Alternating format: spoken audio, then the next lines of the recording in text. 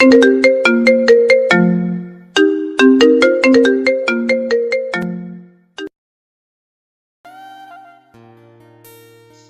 কর্ণপাত হতেই চোখ মুখ খিচে উঠল অনলের। তির্যক বরফ শীতল দৃষ্টিতে তাকালো সে অনন্যার দিকে। শান্ত কণ্ঠে বলল, আমার বউ কি করেছে না করেছে সেই কৈফিয়ত আমি তোমাকে দিব না অনন্যা। নিজের দায়রাতে থাকো, সীমা লঙ্ঘন করো না। আমি শান্ত আছি, শান্ত থাকতে দাও। অনলের এমন আচরণে চমকালো অনন্যা। অনলের শীতল তির্যক দৃষ্টি এবং মুখের কাঠিন্য নজর আসতেই ঈষৎ ঘাবড়ে গেল সে। তবুও কাপা স্বরে বলল, আমি সীমাতেই আছি অনল।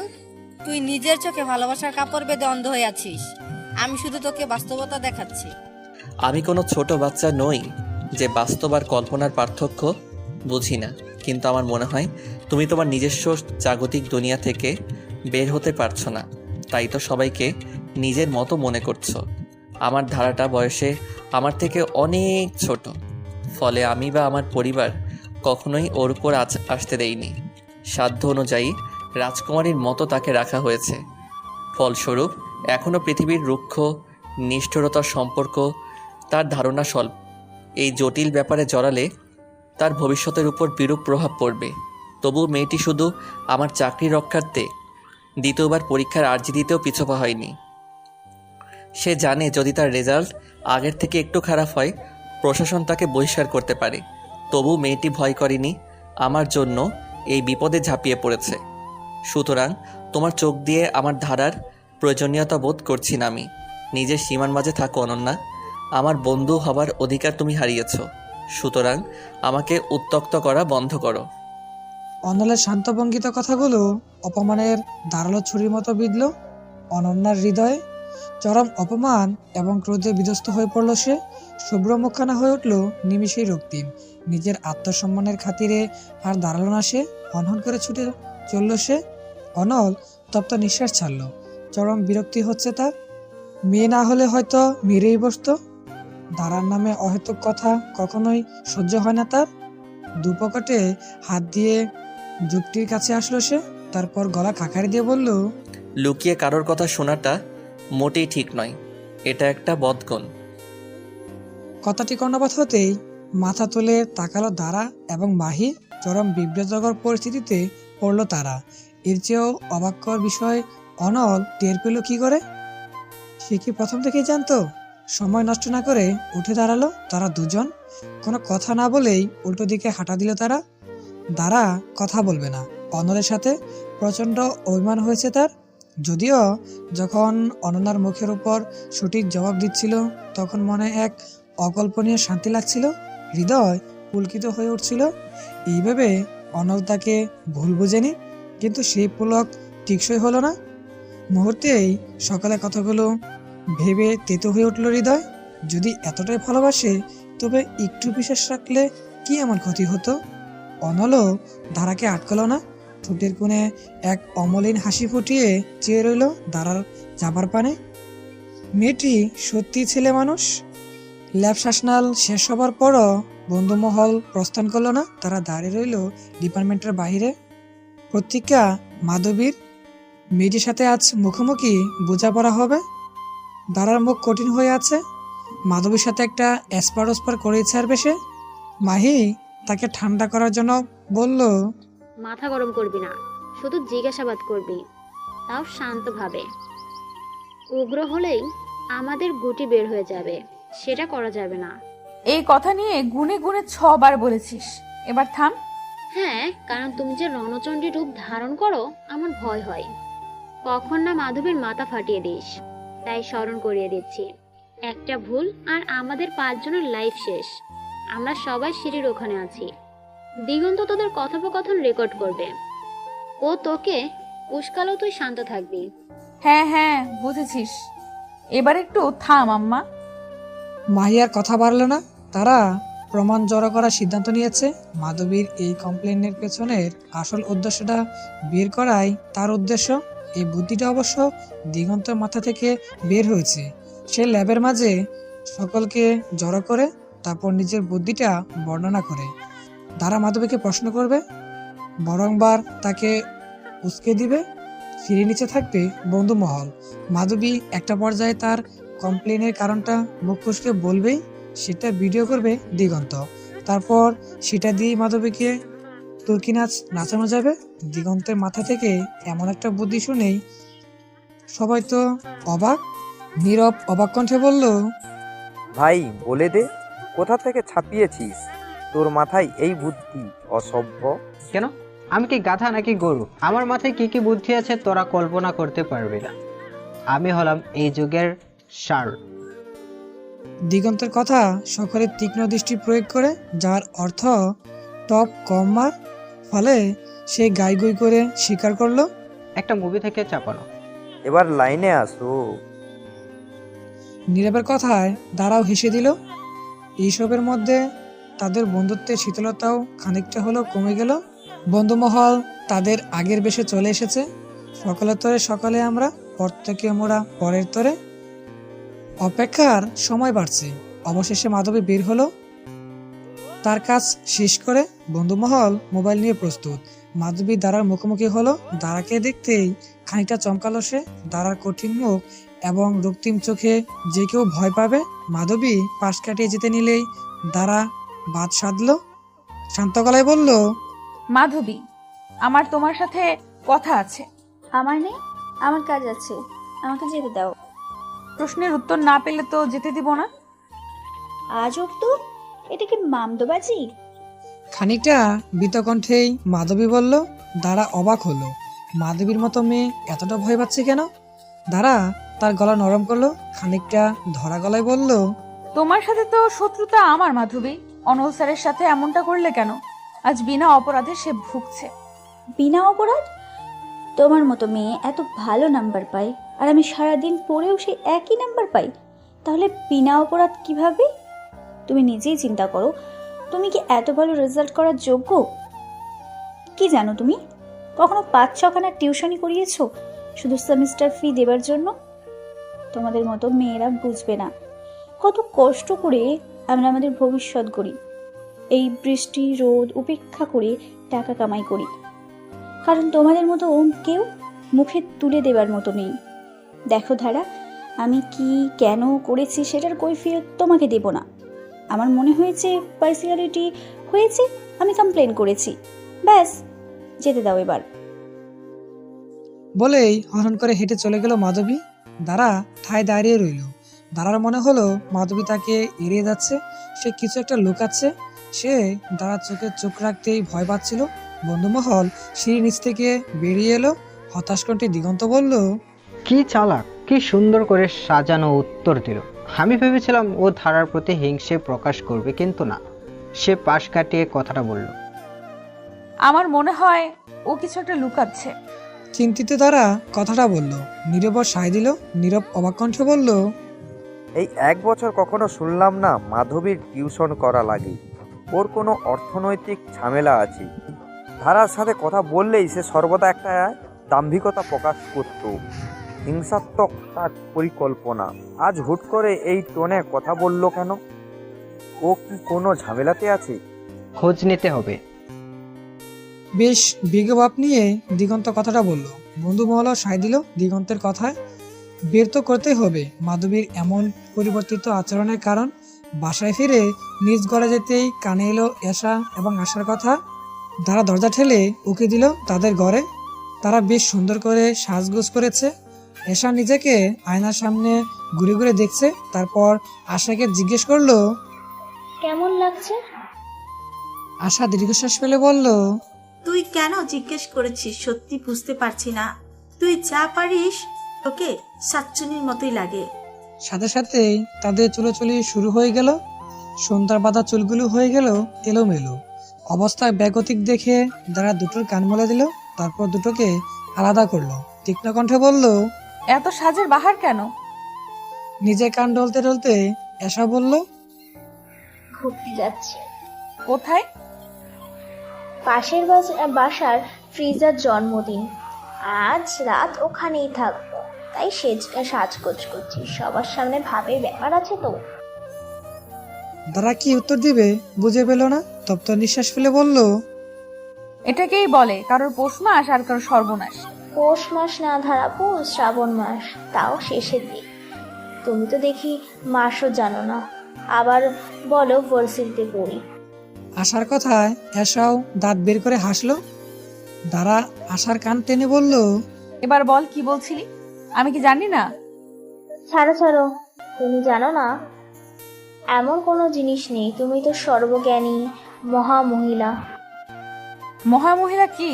মহাপুরুষে স্ত্রীবাচক শব্দ মহামহিলা।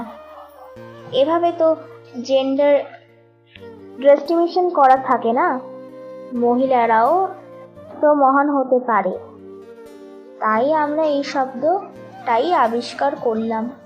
দাঁড়া হতাশ হয়ে উঠলো। শুধু শুধু কি এদের কেউ পড়াতে চায় না? এদের সাথে কথা বলা আর পিলারের মাথা ঠেকানো এক। দাঁড়া কিছু না বলেই বেরিয়ে গেল। আশা বলল, ধারাপু কি হতাশ? হ্যাঁ, আমাদের মতো জ্ঞানীদের সামনে দাঁড়াতে পারছো না, তাই হতাশ হয়ে গেছে। এশার কথায় সায় দিল আশা। তারা নিজেদের গুছগাছি ব্যস্ত। নিজের ঘরের এক কোনায় সোফায় বসে আছেন সেলিম সাহেব। তার হাতে একটি ছবি। ছবিটিতে একটি নারীর কোলে একটি ছোট্ট বাচ্চা। বাচ্চাটির বয়স 3 কি 4। দুটো ছোট ছোট জুটি মাথায়, চোখ বুজে সব দাঁত বের করে মেয়েটি হাসছে। তাকে দেখে নারীটিও হাসছে। সেলিম সাহেব বারবার ছুঁয়ে দেখছেন ছবিটি। এই ছবিটি সুরাইয়া এবং ধারাপ অস্ট্রেলিয়ায় যাবার সময় এই ছবিটি নিয়েই গিয়েছিলেন তিনি। কে জানতো এটাই তার কাছে সুরাইয়ার শেষ ছবি হবে। মাঝে মাঝে আফসোসগুলো অনুতাপে পরিণত হয়, কাটার মতো বিদে হৃদয়ে। এমন সময় আগমন হয় দীপ্তের। দীপ্তকে দেখেই ছবিটা উল্টে রাখে সেলিম সাহেব। তার অগোচরে অশ্রু মুছে নিলেন, তারপর হাসি ফুটিয়ে বললেন, কি খবর? অনলের ভার্সিটিতে ঝামেলা হয়েছে, মেবি ওকে সাসপেন্ড করা হবে। তাহলে আমাদের অফারটি দিয়ে দাও। জি আঙ্কেল। বলেই দীপ্ত কিছু সময় দাঁড়ালো। তার মুখে জিজ্ঞাসা স্পষ্ট। সেলিম সাহেব নিজের চশমা টকিট করে বললেন, কিছু বলবে? আঙ্কেল এগুলো করা কি ঠিক হচ্ছে? দে আর হ্যাপি, আর Anal is a good guy. ও ধারাকে অনেক লাভ করে। আকাঙ্ক্ষা ভালো দীপ্ত, কিন্তু উচ্চ আকাঙ্ক্ষা পতনের মূল। মানুষ উচ্চ আকাঙ্ক্ষার জন্যই অনেক ভুল করে। আমি চাই না আমার জন্য সেই পরিণতি সুরাইয়ার কাছে হয়েছে সেই পরিণতি আমার মেয়ের হোক। সে না মানলেও আমারও দায়িত্ব আছে। আপুস অনল অ্যাকসেপ্ট করে নিল আমাদের অফার তখন। একটু থেমে প্রশ্নটি করলো দীপ্ত। সেলিম সাহেব হাসলেন, তারপর বললেন, ফেল ঘোষণা করব। আমিও দেখি ওর কাছে কোনটা জরুরি, কেরিয়ার না আমার মেয়ে। দীপ্ত আর কথা বাড়ল না। সে জানে এই লোকের মাথায় কি চলছে তা বোঝা খুবই দুষ্কর ব্যাপার।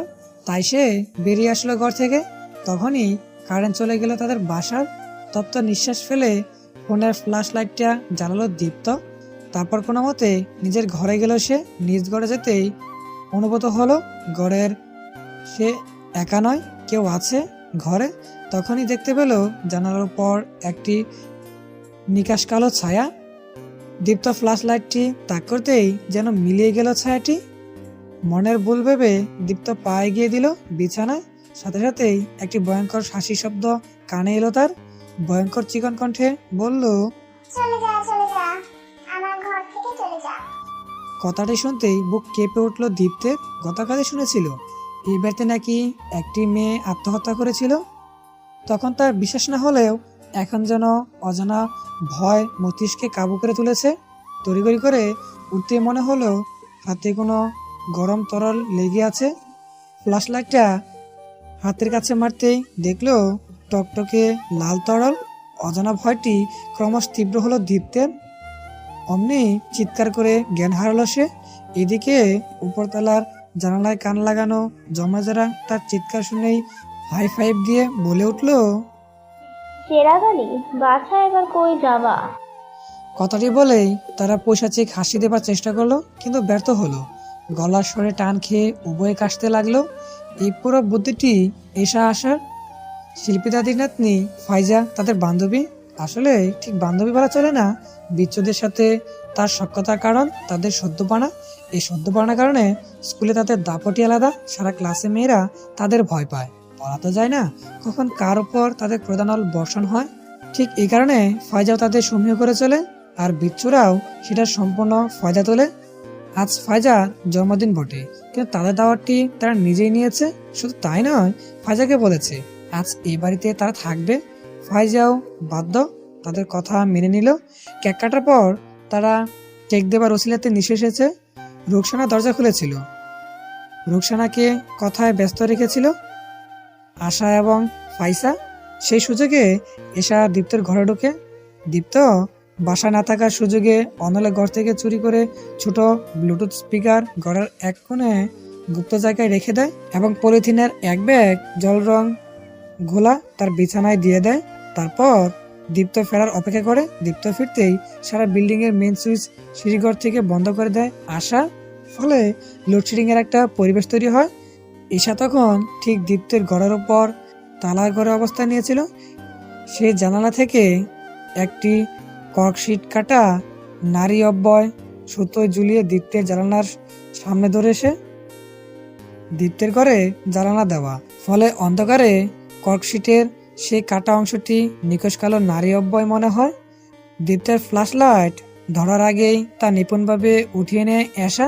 ফলে ফ্ল্যাশ লাইট মারতেই অব্যয় হাওয়ায় মিলিয়ে যায়। উপরন্ত পুরনো বিল্ডিং হওয়ায় উপরতলা থেকে খুব সহজেই ব্লুটুথ কালেকশন পাচ্ছিল তারা। ফলে ফায়জার মোবাইল থেকে ভুতুরে হাসি এবং কথার রেকর্ডিং চালিয়ে দেয়। এই বাড়ির নামে গুজবটিও পাড়ায় তারাই ছড়িয়েছিল, যা বিগত সপ্তাহখানেক দীপ্ত শুনেছে। তার ঘরটির সিলিং ফেলেই নাকি জুলে মেয়েটি আত্মহত্যা করেছিল। ডাক্তার হলেও মানুষ অসচেতন মনে ভীত জন্মায়। সপ্তাহখানেক এই ভীতটা মনে সঞ্চার করেছিল দীপ্ত, কিন্তু তোয়াক্কা করেনি। তবে আজ তার সাথে হওয়ায় ঘটনাগুলো সে ভীত প্রকোষ্ঠ ভেদ করে বেরিয়ে এসেছে।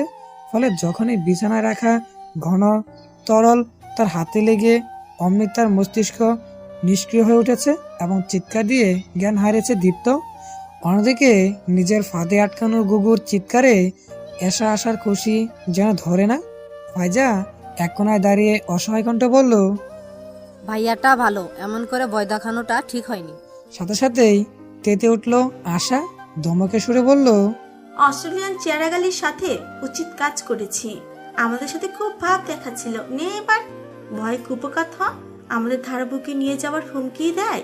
কি সাহস ওর সাথে! আর কি কি করি দেখ। ফায়জা শুনল, দুঃখ গিলল। এসা আসার পৈশাচিক হাসি দেখেই বোঝা যাচ্ছে দীপ্তের সাথে ভালো কিছু হবে না। দীপ্তের চিৎকার ছুটে আসলেন সেলিম এবং রুকসানা।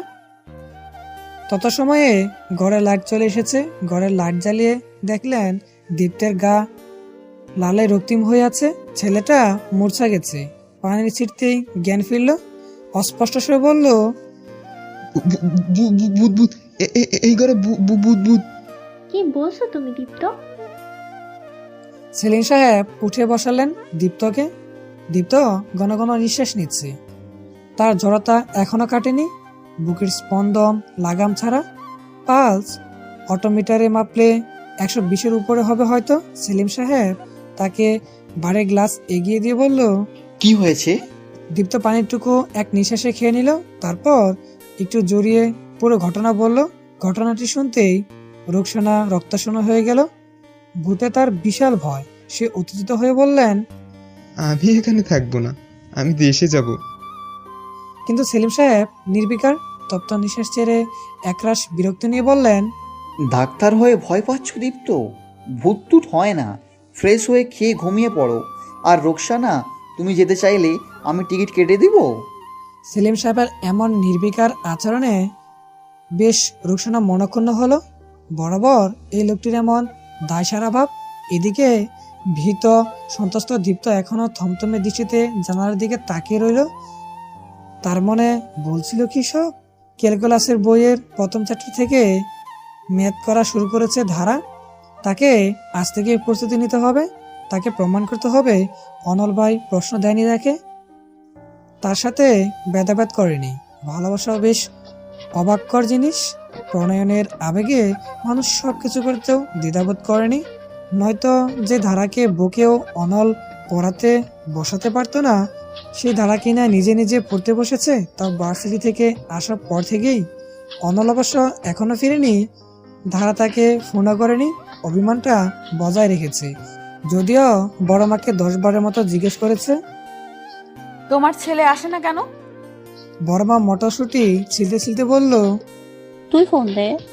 না, ওর সাথে কথা নেই। বড় মা হাসতে হাসতে বলল, গোসা হয়েছে নাকি? তারা উত্তর দেয়নি। গুসা হয়েছে বটে, খুব হয়েছে, এবং অনল যদি গুসা না ভাঙায় তবে এই অভিমান থাকবেই। দ্বারা অঙ্কটি কষতে কষতে কেটে দিল। মন পড়ছে না, মানুষটি আসছে না কেন? এত দেরি তো হবার কথা নয়। উঠে বারান্দার দিকে যাবে, তখনই কলিং বেল বাজলো। দ্বারা আবার বসে পড়লো টেবিলে। মিনিট 10 বাদে ঘরে প্রবেশ করলো অনল। দ্বারা বেশ মনোযোগী ভাব নিয়ে বসে আছে। অনল এক নজর তার দিকে তাকাতেই টাওয়াল নিয়ে ওয়াশরুমে চলে গেল। কোনো কথা বলল না সে, তবে ধারাও কম নয়, সেও তার রাগ অক্ষত রাখলো। কিছুতেই ধমাবে না সে। মিনিট 10 বাদে গোসল সেরে বের হলো অনল। চুলের গোড়া থেকে পানি রেখা মুখ বেয়ে গড়িয়ে পড়ছিল, টি শার্টের গলার খানিকটাও ভেজা। টাওয়ালটির দিকে দায়সারাভাবে সে মাথা মুছতে লাগলো। মাঝে আর চোখে একবার দাঁড়াকেও দেখলো। সে চোখ মুখ খিচে তাকিয়ে আছে খাতার দিকে, মুখের ভঙ্গিমাতে অসম্ভব কাঠিন্য। অনল ঠিক তার পেছনে দাঁড়ালো। উঁকি দিতেই দেখলো অঙ্কের এক মাথায় এসে আটকে আছে ধারা, কিছুতে সামনে এগোতে পারছে না। অনল ঠোঁট বাঁকিয়ে হাসলো, তারপর পাশ থেকে একটি কলম নিয়ে ঝুঁকে পরের লাইনটি লিখে দিল। অনল ঝুঁকতেই চমকে উঠলো ধারা। পাশ ফিরতেই অনলের সাথে চোকাচোকি হলো। অনলের বেজা চুল থেকে এখনো জলরাশি পড়ছে। ধারার খাতাটাও ভিজে কিঞ্চিত। ধারা চোখ সরিয়ে নিল। ধারার এরূপ কাজে অনলের হাসি চৌড়া হলো। সে ইকুয়েশন খানা লিখেই সোজা হয়ে দাঁড়ালো। বিতকণ্ঠে বলল, শুধু শুধু তখন আমি রাগ দেখাইনি। মোল্লার দৌড় মসজিদ পর্যন্ত, সেটা আমার জানা। ব্যাপারটা বিশ্বাস অবিশ্বাসের নয়, ফ্যাক্টের। কেউ বিদ্বান হলে ওরা তোমার উপরে জিনিস। প্রশ্নটি কত কঠিন হতে পারে ধারণা নেই, তারপরও যদি কেউ মুখ ফুলিয়ে থাকে, আমার করার কিছু নেই। অনলের কথায় দ্বারা সত্যজিৎটা যেন আরো ধপ করে জ্বলে উঠল। আত্মদানবিক মেয়েটি ধারা, সে যতই অলসতা দেখা কিংবা অনাগ্রহ প্রকাশ করুক না কেন, কেউ তার দক্ষতার উপর প্রশ্ন করলে সেটা মোটেই সহ্য হয় না। অনল এর আগেও তাকে ফেলুরানি বলতো, তবে আজকে কথাটা যেন আত্মসম্মানে লাগলো। মনে মনে স্থির করলো, তাকে যদি পরীক্ষা দিতে হয় সে দিবে, এবং সবাইকে দেখিয়ে দিবে তার মার্কসটি নিজস্ব অর্জিত। দ্বারা তাই বিনা বাক্যে হয়ে আরো মনোযোগ দিল, অঙ্ক কষতে লাগলো। অনল ঈষৎ অবাক হলো, ভেবেছিল হয়তো দ্বারা হতাশ হবে, কিন্তু না, সে আরো দ্বিগুণ উৎসাহে পড়াশোনা করছে, যেন সে প্রতিজ্ঞাবদ্ধ যেভাবে হোক তাকে এই পরীক্ষায় উত্তীর্ণ হতেই হবে। অনল অবলক নয়নে চেয়ে রইল ধারার দিকে। সে চাহনিতে ছিল শুধুই মুগ্ধতা। ধারার পড়া শেষ হলো বেশ রাতে। ঘড়ির দিকে তাকালো সে, 3টা বাজে। বাহুজোড়া উঁচু করে শোলে টান দিল। মাথা ধরে এসেছে। বসে থাকতে থাকতে চোখ বোলালো ঘর। অনল নেই, সে বারান্দায় দাঁড়িয়ে আছে। বারান্দার লাইট জ্বলছে না। ঘরের লাইট এবং বাহিরের নিকষ আধার মিলে আলোধারী মায়া তৈরি করেছে। সেই মায়ায় অনলকে যেন আরো বেশি মায়াবী লাগছে। বিশাল দেহি মানুষটাকে ঘিরে যেন রাজ্যের মায়া। দৃঢ় অভিমানের জন্য একটু যে কথা বলবে সে আর হলো না। তপ্ত নিঃশ্বাস ফেললো সে। তারপর বিছানাটা ঠিক করে গা এড়ে দিল ধারা। বিছানায় শুতেই রাজ্যের ঘুম এসে ভর করলো চোখে। কিছু সময় পরেই অনুভব করলো এক শক্ত হাত তাকে নিবিড়ভাবে জড়িয়ে ধরলো। কাঁধে মুখ গুজতেই উচ্চ নিঃশ্বাস আশ্রয় পড়লো ঘাড়ে। নরম কণ্ঠটি কানে ভেসে এলো, আমি তোকে বিশ্বাস করি ধারা, নিজের থেকেও তোর উপর আমার অধিক বিশ্বাস। কিন্তু আমি যে তোর ক্ষতি হতে দেখতে পারবো না। কি উত্তর দিব তখন নিজেকে? আমার জন্য তোর ক্ষতি হলে নিজেকে যে ক্ষমা করতে পারবো না রে, কখনই পারবো না। দ্বারা চোখ খুলল না। ঘুমের প্রহরে স্বপ্ন এবং বাস্তবতাকে আলাদা করতে চাইল। থাকুক কিছু মিষ্টি স্বপ্ন, ক্ষতি কি? ঘুম ভাঙতেই নিজেকে আবিষ্কার করলো অনলের বলিষ্ঠ বুকে। কিছু সময় ফেলফেল করে চেয়ে রইল। রাতের ওই কথাগুলো কি সত্যি প্রিন্স উইলিয়াম বলেছিল, নাকি তা নিছক স্বপ্ন ছিল? বুঝে উঠতে পারছে না। তারা বেশি মাথা নষ্ট করলো না। আজ ক্লাস সকালে বিদায়, ছুটে তৈরি হলো সে। কোনো মতে একটি রুটি গুজেই ছুটলো ক্লাসে। বাইরে থেকে বের হতেই ধাক্কা খেলো এসা আসার সাথে। তাদের বেশ উৎফুল্ল দেখালো। দুটো কি যেন আলাপ করছে আর হেসে কুটি কুটি হচ্ছে। কারণ বুঝে উঠতে পারলো না ধারা। জিজ্ঞাসা করার সুযোগে পেল না ধারা। ছুটলো সে ক্লাসের উদ্দেশ্যে। ক্লাসে পৌঁছাতেই দেখা গেল বন্ধুমহল জোট বেঁধে আছে। ধারা কাছে যেতেই তাদের কথা বন্ধ হয়ে গেল। ধারা অবাক কণ্ঠে মাহিকে শোধালো, কি হয়েছে? কি নিয়ে আলাপ করছিলি? তখন দিগন্ত একটা ছবি বের করে দাঁড়ার হাতে মোবাইল দিল। মোবাইলের ছবিটি দেখেই চোখ বিস্ফোরিত হবার জোগাড়। ছবিটিতে মাধবীকে দেখা যাচ্ছে। সে একটি যুবকের সাথে কথা বলছে। যুবকটি আর কেউ নয় বরং দীপ্ত। দীপ্তকে মাধবীর সাথে দেখতেই মস্তিষ্ক শূন্য হয়ে গেল ধারার। সে ভেবে পাচ্ছে না দুজনের যোগসূত্র কি। ধারা জিজ্ঞাসু কণ্ঠে দিগন্তকে শোধালো, এত ছবি কই থেকে পেয়েছিস? কাল তোরা যখন বের হয়ে গেলি তারপর আমি আর অভিক মাধবীর পিছু নেই। ও খুব চিন্তিত ছিল। তারপরও একটা গোলের সামনে দাঁড়িয়ে ও কাউকে ফোন করলো। ফোন করার মিনিট 25-এর মধ্যেই এই ছেলেটা ওখানে উপস্থিত হয়। এই ছেলেটাই সেদিন ভার্সিটিতে এসেছিল, তোর বিয়ের কথাটা ফাঁস করেছিল। তাই সাথে সাথেই আমি ছবিটা তুলে নিই। ওরা বেশ কিছু সময় কথা বলছিল, কিন্তু দূরে দাঁড়িয়ে থাকায় কিছুই শুনতে পাইনি। ধারা এখনো চেয়ে রয়েছে ছবিটির দিক। তার মনে হাজারো সন্দেহ উকিঝুঁকি দিল অন্তঃস্থরে। সাথে সাথেই সেলিম আহমেদের সাথে হওয়া শান্ত যুদ্ধের কথা স্মরণে এলো। মনে ভেতর সুপ্ত ঘৃণাটা মাথা চড়া দিল। বিদ্রোহ করে উঠল অবুধ চিত্র। কিটকুটে অনুভূতিতে মুখস্থিতে জড়ো হলো বিরক্তি। বাবা হিসেবে না স্বীকার করলেও মানুষটি এতটা নিচে নামবে কল্পনাও করেনি ধারা। ধারা সত্য মুখশ্রী দেখে মাহির জিজ্ঞেস করলো, কি ভাবছিস? ভাবছি কেউ এতটা নিচে কিভাবে নামে। দালার কথার মর্মার্থ বুঝলো না বন্ধুমহলের কেউ। তবে নীরব বলল, আমরা ওকে এই ছবি নিয়ে ব্ল্যাকমেল করতেই পারি, এটা নিয়ে আলোচনা করছিলাম। আর এতে আমাদের বিবিসি দিগন্ত আমাদের সাহায্য করতে পারে। হ্যাঁ, আমি অলরেডি এই ছবি ছড়িয়েও দিয়েছি মাধবীকে। এবার ধরলে ও আমাদের কাছে সব উগরে দিতে পারবে। দাঁড়া মলিন হাসি হাসলো। যেখানে নিজের বাবা তার সুখটা পায়ে পিষেছে প্রতিনিয়ত, সেখানে তার বন্ধুমহল সর্বোচ্চ চেষ্টা করেছে এবং তার অনলের অপবাদ মিটাতে। সত্যি আপনজন রক্তে টান হয় না, হয় আত্মার টানে। সেলিম সাহেবের মুখ কঠিন হয়ে আছে।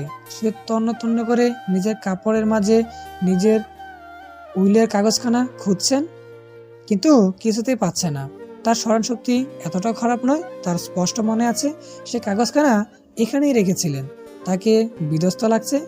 কপালে জমেছে নোনা জলের বিন্দু। কাগজটি হারিয়ে গেলে পুনরায় আবারও তাকে বানাতে হবে। কাগজটি কেউ সরিয়ে নিয়েছে।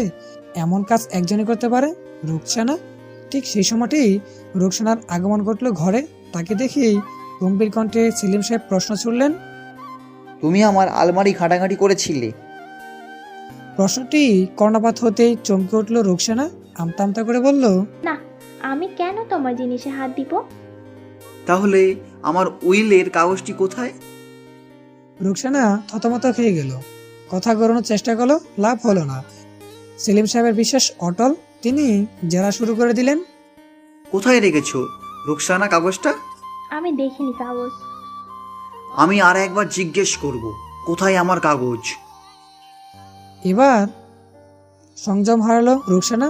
চিৎকার করে উঠল সে, পুড়িয়ে দিয়েছি আমি। কি? সেলিম সাহেবের মস্তিষ্কে কথাটা অনুধাবন হতে সময় নিল। কেউ কতটা ক্ষুব্ধ হলে এমন কাজ করতে পারে? তীব্র স্বরে বলে উঠলেন, পুড়িয়ে দিয়েছো মানে? মানেটা স্পষ্ট, আমি পুড়িয়ে দিয়েছি। আজব, যে মেয়ে তোমাকে বাবা বলে মানে না, তাকে তুমি সম্পত্তির অর্ধেক দিয়ে দিবে, আর আমি বসে বসে দেখব? আমার জিনিস আমার মেয়েকে দিব, তোমার থেকে তো শুনবো না আমি। কেন শুনবে না সেলিম? তোমার শুনতে হবে। এই মেয়ের জন্যই তুমি কখনো সন্তান নাওনি, এখন এই মেয়ের জন্যই তুমি আমাকে ঠকাবে আর আমি সেটা মেনে নিব? অনেক হয়েছে, আর না। আমি আর নিজের সুখের বিসর্জন দিতে পারছি না। রুকসানার কথাগুলো শুনতেই নিজেকে শান্ত রাখতে পারল না সেলিম সাহেব। তীব্র কণ্ঠে বলে উঠলেন, তোমার সুখ বিসর্জিত হয়েছে? সত্যি রুকসানা? তাহলে সব জেনে শুনে আমাকে কেন বিয়ে করেছিলে? আমি না হয় স্বার্থপর মানুষ, তোমাকে বিয়ে করার উদ্দেশ্য ছিল আমার উন্নতিতে যেন কোনো বাধা না পড়ে। তুমি কেন রাজি হয়েছিলে? আমি তো বলেইছিলাম আমার একটি মেয়ে আছে, আমি আর কোনো সন্তান চাই না। তখন তুমি রাজি হলে কেন? তখন তো বেশ আনন্দিত ছিলে তুমি, কারণ তোমার কাছে তখন আমার বউ হওয়াটাই জরুরি ছিল। তোমার কাছে আমার অর্থই সব থেকে অধিক গুরুত্বপূর্ণ ছিল। বিসর্জন তুমি দাওনি রোকসানা। আমার জন্য যদি কেউ বিসর্জন দেয়, সে সুরাইয়া, তুমি নও। আমি তো তোমার প্রাপ্যটা তোমাকে বুঝিয়ে দিয়েছি, তোমার হক, কিন্তু আমি মানিনি।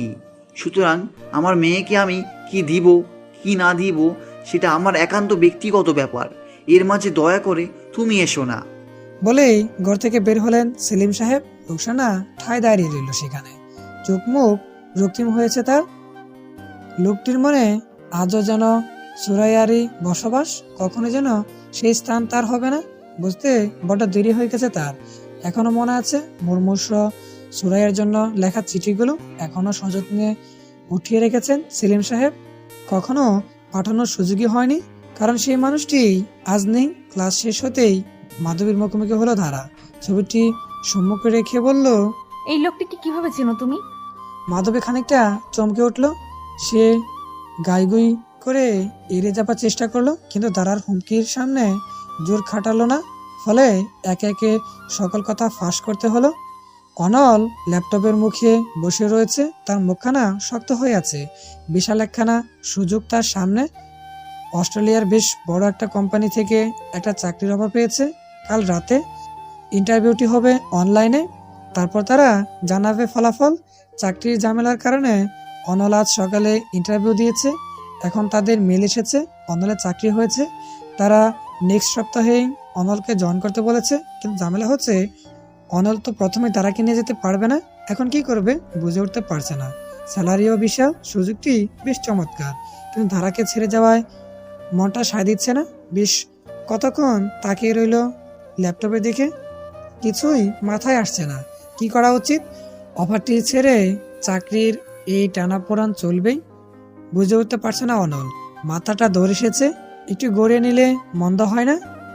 যে বাবা সেই কাজ। ল্যাপটপ বন্ধ করে দিল অনল। সাথে সাথেই দাঁড়ার ক্যালকুলাসের বইটা পড়ে গেল। মেয়েটি কালকে পড়ে এখানেই রেখে দিয়েছে বই। অনল নিঃশব্দে হাসলো। বইটি তুলতেই তার ভেতর থেকে একটি কাগজ পড়লো নিচে। সেটা তুলে হাতে নিতেই দেখলো গোটা গোটা করে কিছু লেখা। অনল পড়তে লাগলো লেখাগুলো। অনল ভাই, এই চিঠিখানা বহু কষ্টে লিখতে বসেছি আজ। আমার মনের সকল অগোছালো চিন্তাগুলো একটা কাগজে উপস্থাপন করব। এটা এতটা কষ্ট হবে জানা ছিল না। আমি নিজেও সে বিস্তার ভাবনার জোয়ারে ভাসছি গো। চিন্তাগুলো সব যেন ভাসমান। আচ্ছা, এই ভালোবাসা কি? এই অনুভূতিগুলো কি?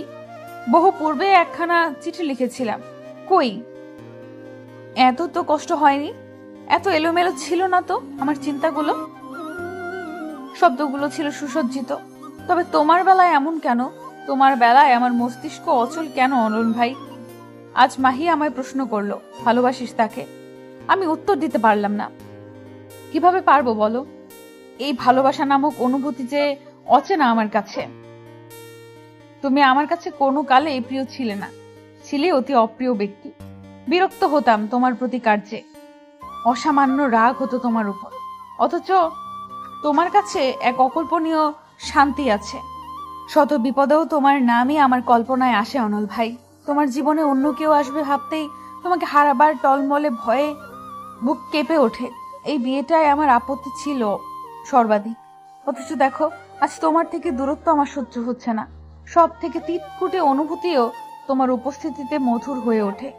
তোমার বড় বড় হাতের ফাঁকের উষ্ণতাটি যে আমার সবচেয়ে প্রিয়।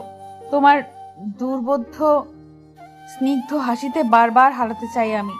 তোমার বলিষ্ঠ বুকে মুখ গুজে তোমার মাদকতায় ডুবতে চাই। আমার একটা ছোট স্বপ্ন আছে অনল ভাই, জানো, যা আমাকে প্রায়শই ভাবায়। স্বপ্নটি তোমাকে নিয়ে। কোনো এক গোধূলিতে আমি বসে রয়েছি তোমার সাথে, তুমি গান গাইছো, আমি অধীর হয়ে চেয়ে আছি তোমার পানে। কি অদ্ভুত, তাই না? যদি আমার এই এলোমেলো চিন্তাগুলো, আমার বদ্ধ মস্তিষ্ককে, তোমার নামে আবেগগুলোকে যদি প্রণয় বলে, তবে হ্যাঁ, আমি তোমার প্রণয়ী। বিয়ের রাতে আমাকে জিজ্ঞেস করেছিলে আমার কি মনে হয় তোমার মতো দাম্ভিক আত্মজেদী মানুষটির ভেতরে যে রক্ত মাংসের হৃদযন্ত্রটি আছে তা আমার জন্য স্পন্দিত হয়। আমি সত্যিই জানি না অনল ভাই, তবে তোমার জন্য আমার হৃদয় স্পন্দিত হয়। তোমার মতো আত্মদাম্ভিক, জেদি, রাগী, অসহ্য মানুষটির জন্যই আমার হৃদয় স্পন্দিত হয় হাজারবার। তোমার প্রতি আমার প্রণয়টা বরাবরই একটা গোলক ধাঁধা অনল ভাই, নিছক প্রহেলিকা। এই দুর্বোধ্য আবেগের উত্তর আমি আজও পাইনি, অথচ এই প্রণয় প্রহেলিকা যে আমার জীবনের অস্তিত্বে মিশে যাবে কে জানতো এই প্রহেলিকার চোরাবালিতে আমি একটু একটু করে গ্রাস হব? কে জানতো বলো? আমার এই আবেগের কি উত্তর আছে তোমার কাছে অনল ভাই? আমার স্বপ্নটি সত্যি হবে? তোমার উত্তরের অপেক্ষায় রইলাম। আমি তোমার সঙ্গে বেঁধেছি আমারও প্রাণ সুরেরও বাঁধনে। এটি তোমার প্রণয়ী ধারা। এই চিঠিটি দ্বারা বহু পূর্বে লিখেছিল, দেবার সময়ই হয়নি। অনল অনুভব করলো তার হৃদস্পন্দন বেসামাল হয়ে উঠেছে। সাথে সাথে সে দারাকে ফোন লাগালো। ফোন পাচ্ছে, কিন্তু কেউ ধরছে না। এখন দারার ছুটি হয়ে যাবার কথা, অথচ সে এখনো বাড়িতে ফিরেনি। ফলে বাধ্য হয়ে মাইকে ফোন দিল অনল। লাগাতার কলিং বেল বাজছে, কেউ খুলছে না দরজা। জ্বরে ক্লান্ত দীপ্ত বাধ্য হয়ে উঠল। গতকালে কাণ্ডের পর তার জ্বর এসেছে, ধুম জ্বর। সে কোনো মতে উঠে দরজা খুললো। খুলতেই খানিকটা চমকে উঠল, কারণ বাইরে দারা দাঁড়িয়ে আছে। দারা মুখশ্রী শক্ত, চোখ থেকে যেন জ্বলন্ত অগ্নি বর্ষিত হচ্ছে। ক্ষিপ্ত দৃষ্টিতে সে দীপ্তের দিকে তাকিয়ে আছে। দারাকে দেখে কিছু সময় বিমূঢ় রইল দীপ্ত, কারণ দারার এখানে আসার ব্যাপারটি বেশ আশ্চর্যজনক।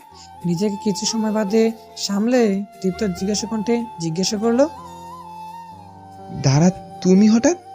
দারা তত্ত্ব নিঃশ্বাস ফেললো, সংযত শীতল কণ্ঠে বলল, সেলিম আহমেদ কোথায়? দারার এরূপ প্রশ্নে আরো একবার থতমত খেলে দীপ্ত। দারার শীতল কণ্ঠে একরাশ প্রৎসুপ্ত। দীপ্ত চিন্তিত কণ্ঠে বলল, দাঁড়া, কি হয়েছে? তুমি এরকম বিহেভ কেন করছো? কি হয়েছে সেটা আমি আপনাকে বলবো না। আমি এখানে সেলিম আহমেদের সাথে কথা বলতে এসেছি। দয়া করে তাকে ডেকে দিন, নয়তো আপনাকে ঠেলে ভেতরে ঢুকতে আমি বাধ্য হব। দাঁতের দাঁত চেপে ক্ষিপ্ত কণ্ঠে কথাটা বলল দারা। দীপ্ত আর কথা বাড়ল না। আন্দাজ কিছু একটা করেছে ঠিকই, কিন্তু বাবা মেয়ের মাঝে তার প্রবেশ অযৌক্তিক। ফলে সে দরজা ছেড়ে দিল। মলিন কণ্ঠে বলল, তুমি ভিতরে এসে বসো, আমি আঙ্কেলকে ডেকে দিচ্ছি।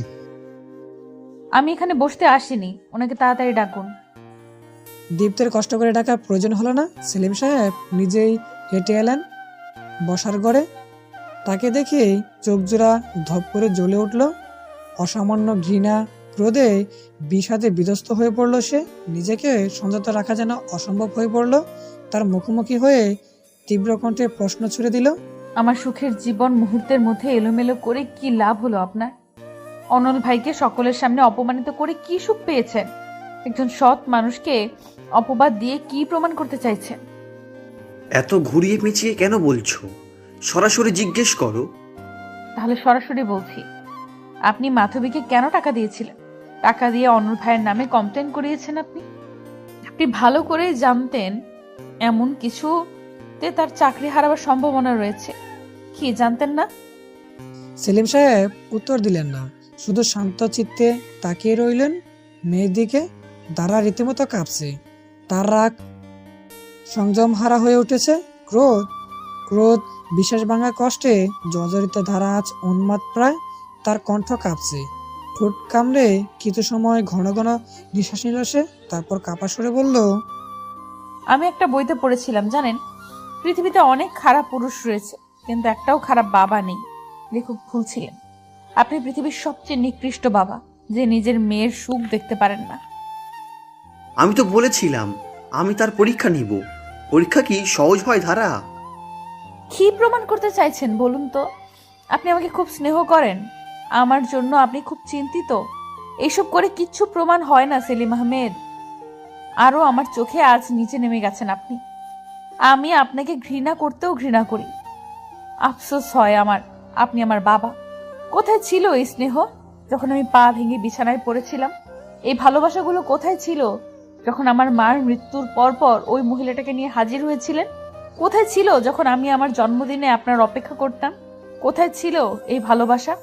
ভালোবাসা জোর করলেই হয় না, সেটা অনুভূতির ব্যাপার, যা আপনি কখনোই বুঝবেন না। এখন এইসব আমার বিরক্তিকর লাগছে, বিরক্তিকর। আচ্ছা, একটিবার আপনার মনে হলো না সেই মানুষটিকে তো আমি ভালোবাসি? এখন আমি কিভাবে তার সম্মুখে দাঁড়াবো? আজ আমার জন্য মানুষটিকে এতটা অপমানিত হতে হচ্ছে। অনল ভাইয়ের মুখোমুখি কিভাবে হব আমি? সে যদি সত্যি তোমাকে ভালোবাসে তবে কি এসবে কিছু যায় আসবে? এবার মুখ খুলেন সেলিম সাহেব। তার কণ্ঠ শান্ত, তার কপালে ভাঁজ নেই, শান্ত দৃষ্টিতে তাকিয়ে রয়েছে সে। তার উক্তিটি শুনে যেন আরো নিয়ন্ত্রণ হারা হয়ে পড়ল ধারা। সুপ্ত রাগগুলো অগ্নিরূপে ঝরল। ভালোবাসা আপনি শিখাবেন আমাকে, যে কিনা শুধু আমার মা একটু সেকেলে সরল সোজা ছিল বলে তাকে ঠকাতে একটিবারও ভাবেননি? আপনি আমাকে শেখাবেন? লজ্জা করছে না? আমার তো মাঝে মাঝে মনে হয় মার বদলে আপনি মারা গেলেন না কেন? অনাথ হওয়াও অনেক ভালো ছিল এর চেয়ে। ধারা, কি বলছো? দীপ্ত সাথে সাথে বাদ সাধল। ধারা কঠিন চোখে তার দিকে তাকাতেই সে চুপ হয়ে গেল। সেলিম সাহেব এখনো শান্ত, সে মেয়ের দিকে তাকিয়ে আছেন শান্ত দৃষ্টিতে। ধারা দু হাত দিয়ে মুখ চেপে ধরল। অশ্রুরা পাত মানছে না, দুপুরে কেঁদে উঠল সে। অস্পষ্ট স্বরে বলে উঠল, আমি কিভাবে অনল ভাইকে মুখ দেখাবো? কিভাবে চোখে চোখ রাখবো? পরীক্ষার নামে আমাদের সম্পর্কে ছেদ করিয়ে শান্তি পেয়েছেন আপনি, এটাই তো চেয়েছিলেন। অনল ভাই হারেনি, আমি হেরে গেছি, আমি হেরে গেছি। কেন মুখ দেখাতে পারবি না তুই? কেউ কি তোর মুখে কালি লাগিয়ে দিয়েছে, নাকি আমার চোখে নেবা হয়েছে? কথাটা কর্ণপাত হতেই পেছনে তাকালো ধারা। ঝাপসা নয়নে দেখলো দরজার বাইরে দাঁড়িয়ে আছে অনল। ধারা বিস্মিত নজরে তাকিয়ে থাকলো অনলের দিকে। অনলকে দেখে সেলিম সাহেব ভ্রু কুঞ্চিত হয়। মাহিকে ফোন করতেই মাহি সবকিছু খুলে বলে অনলকে, এবং এটাও বলে দাঁড়া রাগ মাথায় ভার্সিটি ছেড়েছে। অনলের বুঝতে বাকি নেই তার বউটি কোথায়। সময় নষ্ট না করেই সে সেলিম সাহেবের বাসায় উপস্থিত হয়। দীপ্ত দরজা না দেবার কারণে বাইরে দাঁড়িয়ে থাকতেই দাঁড়া এবং সেলিম সাহেবের অনেক কথোপকথনই শুনতে পায়। বাবা মেয়ের মাঝে প্রবেশ করার ইচ্ছে তারও ছিল না, কিন্তু ধারাকে এভাবে বিধ্বস্ত দেখতে পারছে না সে, তাই বাধ্য হয়ে এই কথাটা বলে। অনল কারোর অনুমতি ছাড়াই ভিতরে প্রবেশ করে। দাঁড়ার ডান হাতটা নিজের হাতের ফাঁকের মাঝে গলিয়ে দীর্ঘ কণ্ঠে বলে, আমার ভালোবাসা এতটা ঠুনকো নয়, সামান্য ব্যাপারে তার ভিত্তি নড়ে যাবে। যখন বলেছি ভালোবাসি, তার মানে শেষ নিঃশ্বাস অবধি ভালোবাসি তোকে। সেলিম সাহেবের দিকে তাকায় সে, তার চোখে চোখ রেখে নির্লিপ্ত কণ্ঠে বলে, আমার বউকে নিয়ে যাচ্ছি। আর থাকলো পরীক্ষা। আমি সারা জীবন প্রথম হওয়া ছাত্র, হারতে আমি শিখিনি। আপনার পরীক্ষাতেও ফুল মার্কস নিয়েই পাশ করব। বলেই দাঁড়াকে নিয়ে বেরিয়ে যায় অনল। অনলরা চলে গেলে দীপ্ত উৎকণ্ঠিত হয়ে বলে, সত্যটা কেন বললেন না আঙ্কেল? সত্য সবসময় আপেক্ষিক দীপ্ত, একটা ব্যক্তিবিশেষের উপর নির্ভর করে। তোমার কি মনে হয় ধারা বুঝতো? উল্টো ওর ক্ষোভ বাড়তো। তবে তুমি ঠিক বলেছিলে, অনল ছেলেটার দম আছে, হয়তো এবার আমি হেরে যাব। সেলিম সাহেবের ঠোঁটের কোণায় মলিন হাসি ফুটে উঠল। দীপ্ত সত্যি বোঝে না লোকটি এমন কেন, এভাবে মেয়ের চোখে নিচে নেমে কি সুখ। দাঁড়াকে নিয়ে নিজ ঘরে আসলো অনল। দাঁড়া কেটে কেটে ফোলা মুখখানার জন্য বসার ঘরে দাদাজানের কাছে প্রশ্নের শিকার হতে হয়েছে অনলের। সুবাসিনী তো দাঁড়ার মুখ দেখেই চিন্তায় শেষ, বারবার একই প্রশ্ন। এই অনল, তুই কি কিছু করেছিস? সত্যি করে বলতো, না তো আমি কিন্তু বয়স দেখবো না। এখনই আমার বেলুন নিয়ে আসবো। বেলনটা সুবাসিনীর প্রিয় অস্ত্র। ছোটবেলায় এই বেলনের মার কম খায়নি অনল। যখনই তিল থেকে তাল খসেছে, সুবাসিনী হাতের বেলন আর অনলের পা দৌড়ানোর জন্য প্রস্তুত। জামাল সাহেবও কম নন, তিনিও তো ত্যায্যনাতি করার হুমকি দিয়েই বসলেন। ওর বাপ একটা হারামি, আমার ধারারানীরে শান্তি দিচ্ছে না, আর তুইও ওরে কষ্ট দিচ্ছস। আমি এখনো মরিনি, রবি আমার লাঠি কই? এই পাগল পরিবারকে কি করে বোঝায় কাণ্ডটি তার হাতে নেই। একসময় বিরক্ত হয়ে অনল বলে উঠল, তোমরা কি থামবা? আমার বউ একেই তো কেঁদে ভেসে যাচ্ছে উপর থেকে, তোমরা এক একজন কি শুরু করছো? আগে আমি জানি আমার বউ কাঁদছে কেন, তারপর না হয় তোমরা আমাকে পিটাও। বলেই দারাকে নিয়ে নিজের ঘরে চলে গেল। দারা এখনো নিঃশব্দে কাঁদছে, ঠোঁট কামড়ে মাটির দিকে তাকিয়ে আছে সে। অনল তার কাছে যেতেই সে অস্পষ্ট স্বরে বলে উঠল, আমাকে ক্ষমা করে দিও। দারার কথায় বিস্মিত হলো অনল, বিমর কণ্ঠে বলল, কেন? আজ আমি যদি ওই লোকটাকে চ্যালেঞ্জ না করতাম, তোমার সাথে এমন হতো না। আজ আমার জন্য তোমার জীবনে এত ঝড়। আমাকে ক্ষমা করে দাও। আসলে আমি অপয়া, যার জীবনের সাথে জড়াই তার জীবনের দুর্ভোগ বয়ে আনি। তাই তো মাকেও হারিয়েছি। আজ যদি তোমার জীবনে আমি না থাকতাম, তোমার সাথে এমন কিছু হতো না। সব আমার জন্য। এর চেয়ে তো আমাদের আলাদা হয়ে যাওয়াটাই শ্রেয় ছিল। কথাটা শেষ হবার আগেই অনলের উষ্ণ ঠোঁটজোড়া চেপে ধরল দারার পাতলা ঠোঁটজোড়া। আকস্মিক ঘটনায় থমকে গেল ধারা। উষ্ণ ঠোঁটে ছোঁয়ায় কেঁপে উঠল সে। মেরুদণ্ড বেয়ে গেল উষ্ণ রক্তের প্রবাহ। হৃদস্পন্দন হয়ে উঠল পেশামাল। আবেশে চোখ বুজে এলো, সাথে সাথে গড়িয়ে পড়লো জমে থাকা নোনা বিষাদ। তপ্ত অনুভূতি প্রহর কাটল। অনল তার কপালে কপাল ঠেকিয়ে বলল, বড্ড বেশি বকিস, এরপর থেকে এই প্রক্রিয়াটাই খাটাবো আমি। তারা কিছু বলল না, শুধু নমনস্তক দাঁড়িয়ে রইল। অনল আলতো হাতে তার মুখখানা তুলল, গরু লাগা মাদকতাপূর্ণ কণ্ঠে বলল, তোর জন্য সব পরীক্ষা সই। এমন হাজারো অপবাদ নিতে পারি আমি, যদিও একটু ফিল্মি ডায়লগ, কিন্তু আমি সত্যি পারবো। আর কোনোদিন আমার থেকে আলাদা হবার কথা বলবি না। আর আমার কাছে উত্তর চেয়েছিলি না, উত্তরটা হলো আমি তোমার সঙ্গে বেঁধেছি আমারও প্রাণ সুরেরও বাঁধনে। দারা মাথা তুলে তাকালো অনলের গভীর নয়ন জোড়ায়। অবাধ্য মায়া, কিছু দুর্বল ইচ্ছে, নিষিদ্ধ আবেগ, আর দাঁড়া হৃদয় হয়ে উঠল নড়বড়ে। পায়ের পাতায় ভর করে বাহুর বেচনিতে বাঁধল অনলের গলা। তপ্ত ঠোঁটের স্পর্শে ছুঁয়ে দিল অনলের কপাল, মুখশ্রী। স্পর্শ প্রগাঢ় হলো, নিয়ন্ত্রণ হারা হলো কামনা, অধৈর্য হলো দুটো হৃদয়। আদিম লীলায় মাতালো তারা, বাহিরে কেবল সাজ। চন্দ্রমাও মেঘের কুলে থেকে বের হয়নি। মেঘেদের গর্জন শোনা যাচ্ছে, আবারও বৃষ্টি নামবে আধারে ঘেরা নগরীতে। অন্য পাশে প্রণয় নীলাও মত্তজোড়ায় হুঁশ নেই, কিছু তপ্ত নিঃশ্বাস, কিছু আর্তনাদ। এক সমুদ্র সুখ, তাদের প্রণয় প্রহারিকা ডুবন্ত শীতল কক্ষ। ক্লান্ত দ্বারা ঘুমন্ত মুখখানায় অপলক মায়া নিয়ে তাকিয়ে আছে অনল। কাদার জন্য ইচ্ছদ ফুলে গেছে মুখ, তবুও যেন অসামান্য মায়া জড়িয়ে আছে। আলো আধারে মায়ায় এক অদ্ভুত মাদকতা, যে মাদকতায় অনল শতবার ডুবতে রাজি।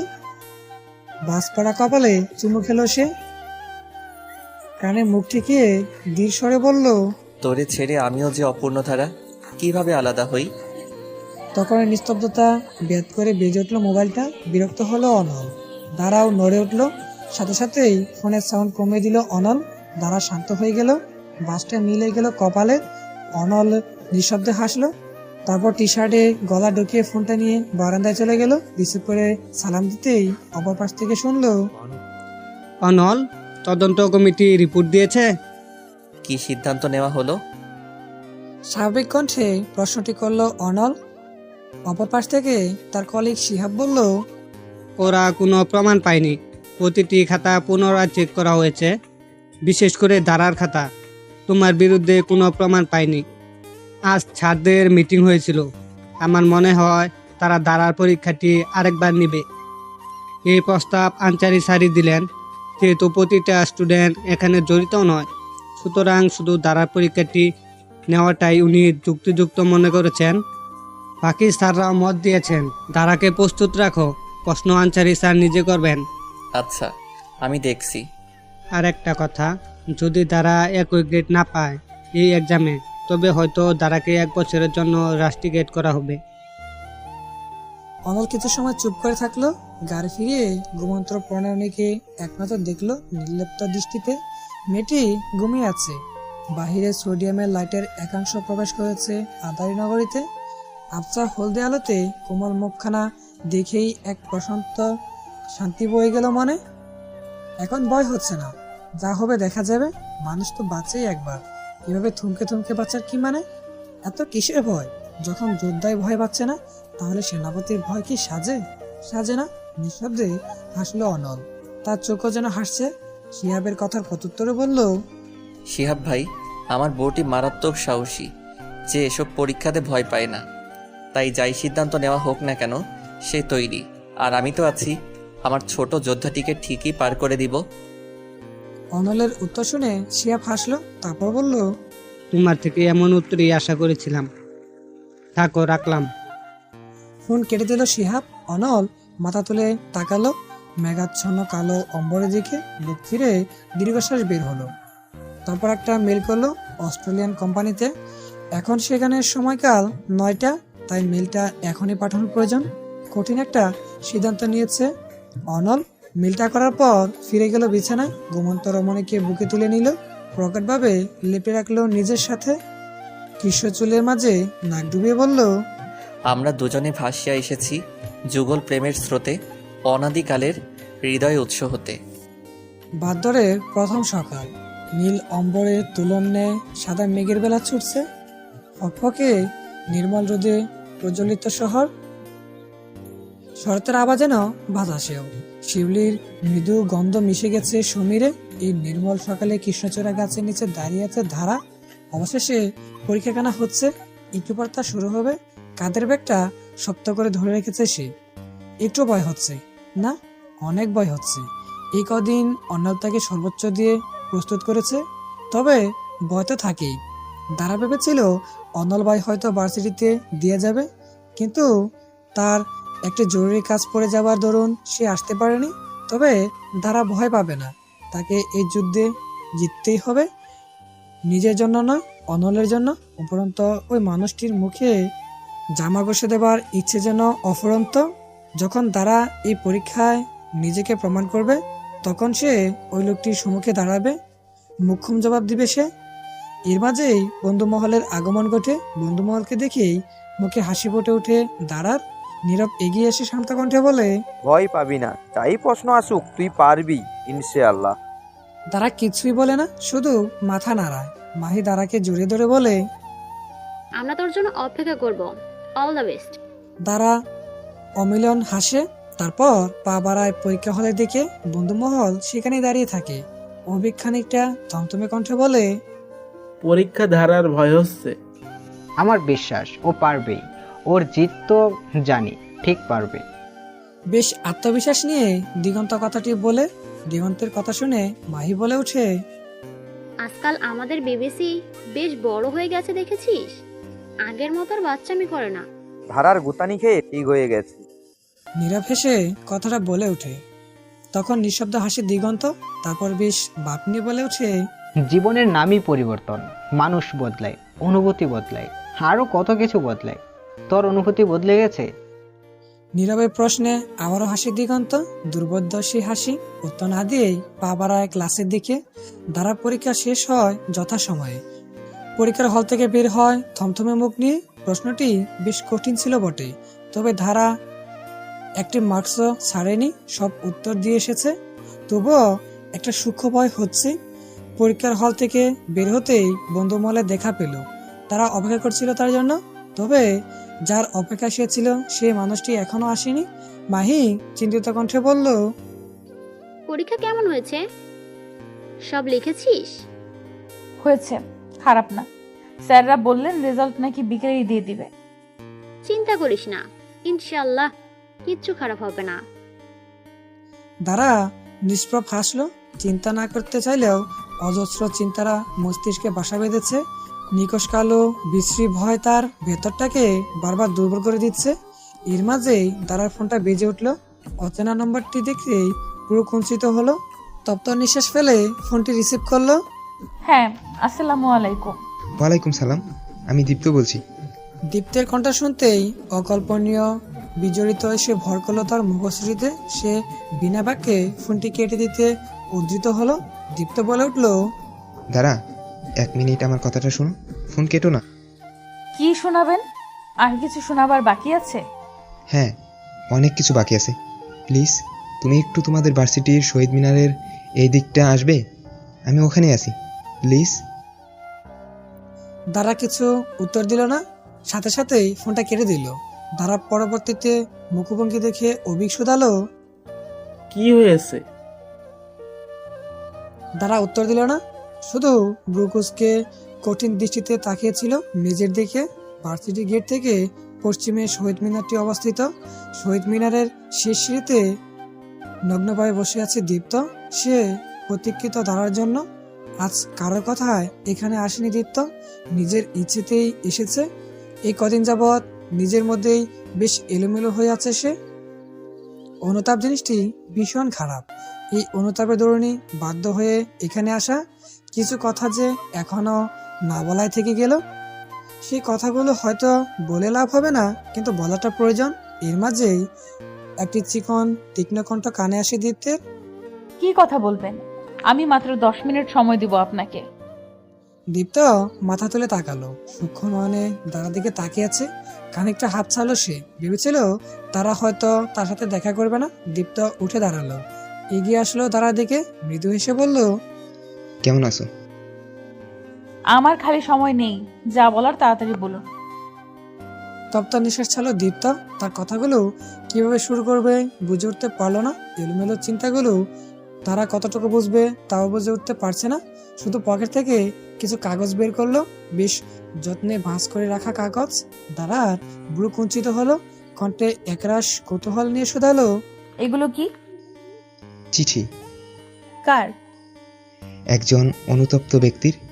হালিটা ধরতে পারলো দাঁড়া, বিরক্তিভরা কণ্ঠে বলল, এইসব ঢং নিজের কাছে রাখো। আমি জানি তুমি আঙ্কেলের উপর ভীষণ ক্ষুব্ধ হওয়াটাই যৌক্তিক। আসলে আমার বাবা আমাকে প্রত্যাখ্যান করলে আমিও এমন রিয়েক্টই করতাম। কিন্তু কি জানো, আঙ্কেল তোমাকে খুব ভালোবাসে। ভালোবাসার নমুনা আমি দেখেছি। মাধবীর সাথে গঠিত ব্যাপারটার একাংশই জানো তুমি, বাকিটুকু একটু শুনবে? তুমি যেদিন আমার সাথে ঘোরাঘুরি করছিলে, সেদিন কথায় কথায় তুমি মাধবীর কথা বলেছিলে। সেখান থেকেই মাধবীর ব্যাপারটা আমার মাথায় গাঁথে। আঙ্কেলের সাথে তোমার চ্যালেঞ্জের পর আঙ্কেল প্ল্যান করেন যে অনলের চাকরির একটা প্রবলেম তৈরি করবেন এবং আমাদের কোম্পানির একটা সাব কোম্পানি থেকে খুব বড় একখানা অফার দিবেন। এখন যদি কোনো তার চাকরির সমস্যা না হয়, এই কোম্পানির অফারটি নেবার কোনো কারণ নেই অনলের। এখন চাকরিতে কিভাবে প্রবলেম করা যায় সেই উপায় খুঁজতে খুঁজতে আমি মাধবীকে খুঁজে বের করি। মাধবীর সাথে আমি কথা বলে এটা বুঝতে পারি যে ওর তোমার প্রতি অসম্ভব রাগ এবং ঈর্ষা। সে এমনিও তোমার আর অনলের সম্পর্কের ব্যাপারে ক্ষুদ্র ছিল, উপরোক্ত তোমার রেজাল্টও ভালো হয়। সে এমনিই কমপ্লেনটা করতো। মাধবীর পরিবারে হুট করে অর্থনৈতিক ঝামেলা হবার কারণে মাধবী কাজের খুঁজো করছিল, তাই আমরা ওর সাথে একটা ডিল করি। ও প্রথমে অনলের নামে কমপ্লেন করবে। যদি অনলের কোনো সমস্যা হয় তবে আমরা ওকে কোম্পানির অফারটা দিব। অনল অ্যাকসেপ্ট করুক বা না করুক, মাধবী তার কমপ্লেনটা ফেরত নেবে এবং ওর মোটিভ যে খারাপ সেটা সে অথরিটিকে জানাবে। হয়তো ওর বিরুদ্ধে অ্যাকশন নেওয়া হবে, ওকে রাস্টিকেট করা হবে, সেটা আমরা বুঝে নিব। ওর জব বা টাকা পয়সা ঝামেলা হবে না, যেহেতু খুব বড় অ্যামাউন্ট, তাই মাধবীও রাজি হয়ে যায়। আর কথা অনুযায়ী আগামী সপ্তাহে মাধবী কাজটা করতো, কিন্তু এর মাঝেই তুমি দ্বিতীয়বার পরীক্ষা দিতে রাজি হয়ে গেছো। আমাদের প্ল্যান সম্পর্কে জেনে গেছো। অনলকে অলরেডি অফারটা দেওয়া হয়ে গেছে। দাঁড়া, আঙ্কেলের পদ্ধতি খুব বিশ্রী, অসহনীয়, কিন্তু সে কখনোই তোমার সংসার ভাঙতে চাননি, শুধু পরীক্ষা করতে চেয়েছেন অনলকে। কারণ সে চায় না তার মেয়ে সেটা ভুগুক যা সুমাইয়া আন্টি ভুগেছে। সে অনুতপ্ত দ্বারা ওই সময়ে করা ভুল তার প্রতি মুহূর্তটাকে হেলে পরিণত করেছে। রুকসানা আন্টিকে সে বিয়ে করছিল নিজের উচ্ছ্বাস আকাঙ্ক্ষার জন্য, যার শাস্তি সে পাচ্ছে হয়তো সারা জীবন পাবে। আর থাকলো তোমাকে প্রত্যাখ্যান করা, সে তোমাকে প্রত্যাখ্যান করে নি। তোমার নানা বাড়ি কখনো তোমাকে নিতে দেয়নি। আর তুমি এখানে যতটা ভালো ছিলে সেলিম আঙ্কেলের সাথে থাকতে না, তাই কখনো সেলিম আঙ্কেল তোমাকে জোর করেনি। এখন তুমি জিজ্ঞেস করতেই পারো আমি কিভাবে এত কিছু জানি। কারণ আমি সেই মানুষটির সাথে বিগত 12 বছর আছি। আমার বয়স তখন 15। সেলিম আঙ্কেলের একটি অ্যাক্সিডেন্ট হয়, উনি তো প্রাণে বেঁচে যায়, কিন্তু ওই গাড়িতে বাকি যারা ছিলেন তারা মারা যান। ওখানে আমার প্যারেন্টস ছিল। এক কথায় ধরতে গেলে আমার অনাথ হবার কিছুটা দোষ তার। সেই অনুতাপে আমাকে সে অ্যাডপ্ট করেন। সেই থেকে আমি ওনার সাথে।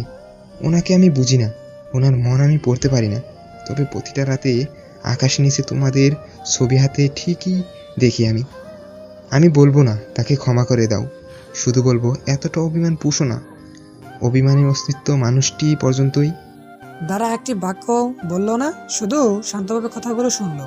তারপর সে কাগজগুলো হাতে নিল। মনের মাঝে ঝড় চলছে।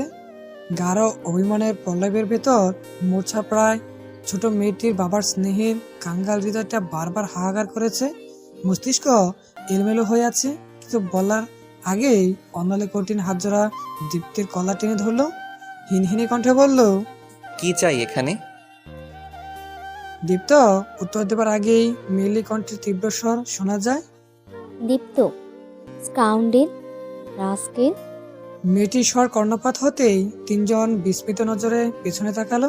তাদের কিছু বোঝার আগেই মেয়েটি ছুটে এলো দীপ্তের দিকে। সজোরে চর বসিয়ে দিল দীপ্তের গালে। অনল পরিস্থিতি দেখে ছেড়ে দিল দীপ্তের কলার। মেয়েটি সেই সুযোগে দীপ্তের কলা টেনে ধরলো। ক্ষুব্ধ কণ্ঠে বলল, তুমি কি ভেবেছো বাংলাদেশ আসলে আমি তোমার কীর্তি জানবো না? তুমি আমাকে ছেড়ে এখানে অন্য মেয়ের সাথে আকাম করতেছো, এভাবে ঠকালে আমাকে। তুমি ভুল বুঝছো তিশা। ও, আমার চোখ কি অন্ধ? আমি বুঝি না। কে এই মেয়ে? বল, কে এই মেয়ে? নয়তো আমি তোমার ছাল তুলে নিব। মেয়েটির ক্রোধ বাড়লো। সে কলা ছেড়ে দীপ্তের জাকড়া চুল টেনে ধরলো। এদিকে অনল এবং দ্বারা হা করে তাকিয়ে আছে দীপ্ত এবং মেয়েটির দিকে। মেয়েটি ক্রমে তার চুল টেনে যাচ্ছে। দীপ্ত আর না পেরে বলে উঠল, আর ও দাঁড়া, আমার আর ওর সাথে কিছু নাই। Believe me please, it's hurting tissue. এবার মেয়েটি থামলো। ব্রুকুসকে কঠিন দৃষ্টি প্রয়োগ করলো সে। ধারা দেখে কাট কাট কণ্ঠে বলল, তুমি ধারা? হ্যাঁ। ভীত কণ্ঠে উত্তর দিল ধারা। অনল এখনো বিস্মিত। হচ্ছেটা কি বুঝতে পারছে না সে। দীপ্ত তার কাকের বাসা চুলগুলোকে ঠিক করে বলল, ও তিশা আমার ফিয়ন্সে, একটু এরকম। দীপ্তের কথায় চোখ বিস্মিত হলো অনলের। সে ভেবেছিল দীপ্ত হয়তো ধারাকে পছন্দ করে, অথবা তার খারাপ কোনো মনোব্যবস্থা রয়েছে। এখন দেখছে তার বাগদত্তাও আছে। ফলে আবারও ক্রোধিত হলো অনল। তোমার মতো পুরুষ তো আমি দেখিনি। হবু বউ থাকা সত্ত্বেও আমার বউকে লাইন মারো। নো নো নো, আমি দাঁড়াকে কখনোই লাইন মারিনি। টিস্যু ট্রাস্ট মি, আমি দাঁড়াকে বোনের নজরে দেখি। দীপ্তের কথা শুনে মেয়েটি একটু লজ্জিত হলো। দীপ্তের চুল আলতো করে হাত বুলিয়ে বলল, সরি, আমি বুঝিনি ও ধারা। আসলে কিছুদিন যাবত কিছু আইডি থেকে আমাকে মেসেজ করা হচ্ছিল।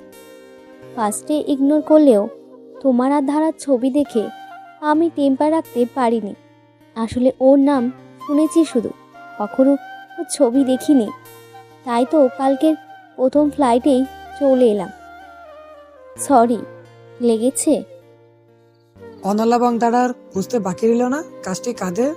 কিন্তু বিচ্ছু দুটো তিশাকে কিভাবে খুঁজে নিল, বিশাল বিস্ময়ের ব্যাপার। অনল আর অপেক্ষা করলো না। দীপ্ত এবং তিশার কাছ থেকে বিদায় নিয়ে দাঁড়াকে নিয়ে বাড়ি ফিরল। দাঁড়া সারা রাস্তায় নিশ্চুপি ছিল। নিজের সাথে নিজে যুদ্ধ করতে হচ্ছে। বাসায় ফিরতেই সকলকে জড়ো করলো অনল। দাঁড়াও বুঝে পেল না কি হচ্ছে। জামাল সাহেব, রাজ্জাক, ইলিয়াস, রুবি যমজদয় বেশ অবাক। কৌতূহল বসে সুবাসিনী বলে উঠলেন, কি হয়েছে? আমার সবাইকে কিছু বলার আছে। আমি একটা কঠিন সিদ্ধান্ত নিয়েছি। অনলের কথায় সকলে বিস্মিত হলো। কৌতূহলী নজরে তাকিয়ে রইল তার দিকে। অপরদিকে দাঁড়ার হৃদয়ে জমলো একরাশ ভয়। দীপ্ত যে কোম্পানির চাকরির কথাটা বলেছিল সেটা কি তবে গ্রহণ করেছে অনল?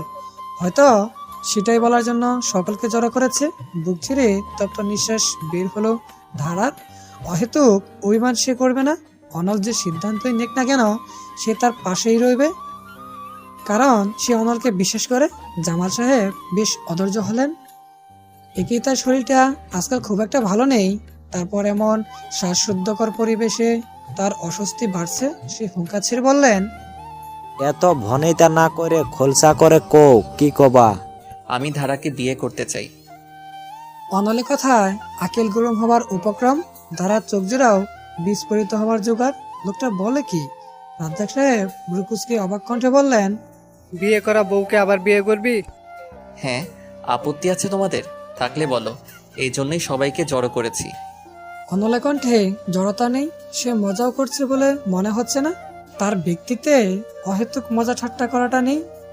থাকলেও সেটা পরিবারের কাছে গোপনীয়। পরিবারের কাছে সে এক কথার মানুষ। ঈশা এর মাঝে আশাকে খুঁচা দিল, ফিসফিসিয়ে বলল, চেরাগালির ডোজে কি অনল ভাইয়া ঘাবড়ে গেছে? লোকটার মনে হয় মাথা মুথা আউলাইয়া ফেলেছে। অতি বুদ্ধিমানের এমনটা হয়। আমি তো আগেই জানতাম ধারাপুর সাথে থাকতে থাকতে এমনই হবে। অপরদিকে বড়দের সকলের মাঝে বেশ উত্তেজনা। দারাকে আবার বিয়ে করার কারণটা তাদের উত্তেজনার কারণ নয়। কারণটা হলো হঠাৎ এই প্রস্তাবের পিছনের উৎসটি। অনল সকলের হতবাক মুখের দিকে এক পলক চেয়ে গাল ফুলিয়ে দীর্ঘশ্বাস ফেললো। তারপর প্যান্টের পকেট থেকে একটা কাগজ বের করে জামাল সাহেবের হাতে দিল। তারপর নির্লিপ্ত কণ্ঠে বলল, তোমাদের মেয়েটি এখন সাবালিকা। আমি ওর বার্থ সার্টিফিকেট ঠিক করিয়েছি। শুধু তাই নয়, ওর আইডি কার্ড ও সপ্তাহখানেকের মধ্যে চলে আসবে। সুতরাং এবার আমাদের রেজিস্ট্রি বিয়েতে ঝামেলা নেই। আর বাকি রইল আবার বিয়ের কথা। গতবার তোমরা আমার বিয়ে দিয়েছিলে, তাও আমাদের অমতে, অনেকটা ইমোশনাল ব্ল্যাকমেইল করে। এবার বিয়েটা আমাদের সম্মতিতেই হোক। মানুষ জীবনে একবারই বিয়ে করে, সেই দিনটা সোনালি ফ্রেমে বাধাই করে রাখে। কিন্তু তোমরা যেভাবে বিয়ে দিয়েছিলে, আমার মনে হয় না সেটা কালো ফ্রেমেও বাঁধানোর মতো একটা ছবিও নেই। বাচ্চা কাচ্চা হলে তো দেখাতেও পারবো না। তাই আমি আবার আমার বউকেই বিয়ে করতে চাই, তাও ধুমধাম করে। অনলের কথাগুলো শুনে সকলের মুখে মিটিমিটি হাসি। তবে এতদিনে ছেলের অন্তঃস্থলে প্রণয়নের ফুলটি ফুটল। অন্যদিকে অন্যের কথাগুলো শুনে লজ্জায় আর দাঁড়িয়ে থাকতে পারল না। বড় বড় পা ফেলিয়ে রুমে দিকে হাঁটা দিল। লোকটি কি সত্যি মুখে কিছুই বাঁধে না? মুহূর্তেই রক্তিম হয়ে উঠল কোমল গালজোড়া। এত লজ্জার মাঝেও এক প্রশান্তিতে হৃদয় ছেয়ে আছে। তার প্রিন্স উইলিয়াম তাকে ছেড়ে কোথাও যাবে না। উপরন্ত সে আবার বধূ বেশে সাজবে প্রিন্স উইলিয়ামের জন্য। কথাগুলো ভাবতেই ঠোঁটের কোণে মনের ব্যালকনির এক টুকরো কুসুম প্রভা ঠাঁই নিল। মুখখানা দুহাতে ডেকে নিল ধারা। ইস, এত লজ্জা আজ কেন ফিরল? এর মাঝেই ঘরে প্রবেশ করলো অনল। ধীর পায়ে এগিয়ে এলো দাঁড়ার দিকে। শক্ত হাতে বেষ্টনীতে আঁকড়ে ধরল দাঁড়ার কোমর। থুতুনি ঠেকালো দাঁড়ার কাঁধে। আলতো কণ্ঠে বলল, ওখান থেকে চলে এলি যে? দাঁড়িয়ে থেকে তোমার কথা শুনতাম। দেখা যেত ওখানে বাচ্চা কাচ্চার বিয়ের প্ল্যানও করে ফেলতে। বউ বুঝি লজ্জা পেয়েছে? এখনই লজ্জা পেলে হবে? এবার কিন্তু ঘরের বাহিরে রাত কাটাবো না আমি। তখন লজ্জা পেলেও আমি কিছু নির্লজ্জ হব। দাঁড়া মুখ লুকালো অনলের বক্ষস্থলে। আড়ষ্টতা তাকে কাহিল করে তুলেছে। অনল নিঃশব্দে হাসলো, হাতের বাদন করলো আরো নিবিড়। দাঁড়ার কেশে বা হাতটা ডুবালো। আলতো করে বিলি কাটতে কাটতে বলল, সকালে এই সার্টিফিকেটের কাজেই গিয়েছিলাম, তাই তোকে ভার্সিটিতে দিতে পারিনি। রাগ করিসনি তো? একেবারেই না। জানো, যখন বলেছিলে তুমি একটা কঠিন সিদ্ধান্ত নিয়েছো, আমি ভেবেছিলাম তুমি হয়তো অস্ট্রেলিয়ার চাকরিটার কথা বলবে। তুই জানতি কিভাবে? আমি তো তোকে এই কথাটা বলিনি। অনলে কণ্ঠে বিস্ময়। দাঁড়া দীর কণ্ঠে বলল, দীপ্ত ভাই বললেন আসলে এই চাকরিটা সেলিম আহমেদি দিয়েছিল। অনল কিছু সময় চুপ থাকলো, তারপর নির্লিপ্ত কণ্ঠে বলল, ভাগ্যিস আমি অফারটা নেইনি, আর একটু হলেই ফাঁদে পা দিতাম। ধন্যবাদ। কেন? আমার জীবনে আসার জন্য, আমাকে এতটা আপন করে দেবার জন্য, আমার প্রণয়িনী হবার জন্য, গোটা তুইটা আমার হবার জন্য অসংখ্য ধন্যবাদ। দাঁড়া আর কথা বললো না, শুধু চুপ করে লেপটে রইল অনলের বুকে। লোকটির হৃদস্পন্দন শুনতেও বেশ ভালো লাগে তার, যেন কোনো মধুর দবনি। এর মাঝে অনলের ফোন বেজে উঠল। মুহূর্তটি ছেদ পড়ায় একটু বিরক্ত হলো অনল, কিন্তু ফোনের নম্বরটি দেখা মাত্র দেরি করলো না, অধীর কণ্ঠে বলল, শিহাব ভাই রেজাল্ট দিয়েছে? হ্যাঁ অনল, মাত্র বোর্ড টাঙালো। তোমার বউ তো ছক্কা পিটিয়েছে, এত কঠিন প্রশ্নেও সে এ পেয়েছে। ভাবা যায় আনসারি স্যারের মাথায় হাত, উনি কি করবেন বুঝছেন না। উপরন্ত যে মেয়েটি কমপ্লেন করেছিল সে এসে স্বীকারোক্তি দিয়েছে হিংসের বসে সে এই কাজ করেছে। হয়তো মেয়েটিকে বছর খানেকের জন্য রাস্টিকেট করা হবে। আর তোমার বিষয়টা কাল আসলে জানতে পারবে। আনসারি স্যারের মুখখানা দেখার মতো হয়েছিল অনল। শিহাবের কথাটি শুনতেই প্রফুল্ল চিত্রে অনল বলল, ধন্যবাদ ভাই এত ভালো একটা খবরের জন্য, রাখছি। ফোন রেখে অনল ছুটে এলো দাঁড়ার কাছে। শিহাবের নাম শুনতেই দাঁড়ার বুক ধক করে উঠেছিল। বিকালে রেজাল্ট প্রকাশের কথা, এত কিছুর মাঝে সে ভুলে গিয়েছিল ব্যাপারটা। বয়ার কণ্ঠে বলল, আমি কি তোমার মান রাখতে পেরেছি? আলবাত, দেখতে হবে না বউটিকার। আমরা জিতে গেছি ধারা, তুই সবাইকে দেখিয়ে দিয়েছিস তুইও পারিস। তুমি খুশি তো? দূর পাগলি, যেখানে তুই আমার ঢাল হয়ে দাঁড়িয়েছিস আমি কি অখুশি হতে পারি? আজ আমার থেকে খুশি হয়তো কেউ নয়। আবারও ধন্যবাদ আমার জীবনে আসার জন্য, আমার প্রণয়টাকে এত যত্নে রাখার জন্য। ভালোবাসি, গোটা তুইটাকে ভালোবাসি। দাঁড়া টলমলে চোখে তাকিয়ে রইল অনলের চোখের দিকে। নিদারুণ মাদকতা যেন এই নয়ন জোড়ায়, হৃদয়টা নিমেষে শান্ত হয়ে যায়। অনল উষোঠুট ছোয়ালো দাঁড়ার অশ্রুসিক্ত চোখে, নরম কণ্ঠে বলল, এই চোখ জোড়া যে আমার বড্ড প্রিয়, তার এই অলংকারটুকু কিভাবে নষ্ট হতে দেই? নিগট রাত, অনল গভীর ঘুমে। দাঁড়া এখনো নির্গম জেগে আছে, মনে একটি বিশ্রী কৌতূহল জেগেছে। সেলিম সাহেবের চিঠি পড়ার এক দুর্বার ইচ্ছা তাকে ঘুমাতে দিচ্ছে না। হৃদয় আর মস্তিষ্ক বারবার যেন যুদ্ধ করছে। মস্তিষ্ক বারবার তাকে বাধা দিচ্ছে, অথচ হৃদয় বলছে একটিবার পড়লে কি হবে। অবশেষে জয়ী হলো হৃদয়। দাঁড়া চুপিসারে চিঠিগুলো নিয়ে বসলো, ল্যাম্পের আলোর নিচে রাখলো চিঠিগুলো। সময়ের ছাপ চিঠিগুলোতে স্পষ্ট। সাদা কাগজ হয়ে উঠেছে বেরং, বলপেনের কালের বর্ণ হয়ে উঠেছে বিবর্ণ, গোটা গোটা করে লেখা। দাঁড়া পড়তে লাগলো চিঠিগুলো। প্রিয় সুরাইয়া, আমার সালাম নিও। গত চিঠিতে জানতে চেয়েছিলে আমি কেমন আছি। আমি ভালো আছি, শুধু এখানে মানিয়ে নিতে একটু কষ্ট হচ্ছে। কষ্টটি অবশ্য নিজস্ব সৃষ্টি। আসলে কি বলতো, মানুষ না সুখ খুঁজতে ভালোবাসে, কিন্তু তারা অনুসন্ধানে এতই ব্যস্ত হয়ে পড়ে যে সুখটা সামনে থাকলেও বোঝে না। আমার মতো অভাগা আর কি। এই দেখো না, সুখ খুঁজতে এখানে আসা, সুখী হতে রোকসানাকে বিয়ে করা, অথচ আমি পৃথিবীর সব থেকে বড় অসুখী। আফসোস খুব বাজে জিনিস, কুঁড়ে কুঁড়ে খায় এই আফসোস। দেখো না এখন আফসোস হয়। দেশে কি সুখে ছিলাম আমরা? এত অর্থ ছিল না, কিন্তু সুখে ছিলাম বলো। রোজ খেটে আসতাম, তুমি আমার অপেক্ষায় থাকতে। আমি তোমার জন্য বকুল ফুলের মালা নিয়ে আসতাম, তোমার হাতে দিতেই কি লজ্জা তোমার। অথচ অর্থ আমাকে এতই অমানুষ করে দিল যে সুখটাও চোখে ধরল না। আসলে একটা ক্ষোভ ছিল, বাবাকে মিথ্যে প্রমাণ করার ক্ষোভ। বাবার তোমাকে বেশ পছন্দ ছিল জানো। তোমার জন্য গ্রাম থেকে সব থেকে বড় মাছটা সেই পাঠাতেন। আমার কাছে আদিক্ষেতা মনে হতো। আমার এখনও মনে আছে, বিয়ের দিনও বাবা আমাকে থাপ্পড় দিয়েছিলেন। আমি বিয়ে করতে চাইছিলাম না দ্বিধায়। এখন মনে হয় জানো, আমার তো অজাতের সাথে বিয়েটা না হলে হয়তো তুমি ভালো থাকতে। আমি হীরের মূল্য বুঝিনি সুরাইয়া, কাঁচের পেছনে ছুটেছি। আচ্ছা, তোমার বড্ড অভিমান তাই না? তাই তো আমি আসার আগেই পাড়ি দিলে। সেদিন যদি একটু আগে আসতাম তোমার দেখতে পেতাম। তোমার ক্ষমার আমি যোগ্য নই, আমি চাই তুমি আমাকে ক্ষমা করো। তবে আরেকটি বার তোমাকে দেখতে বড্ড ইচ্ছা করছে, আরেকটি বার তোমার কথা শুনতে ইচ্ছা করে। সুরাইয়া, আমি কি এই গ্ল্যানি বয়েই সারাটা জীবন কাটাবো? ওপারে কি মিলবে দেখা? পরজীবনে একটি তোমার দেখার স্বাদও যে রয়েই গেল গো।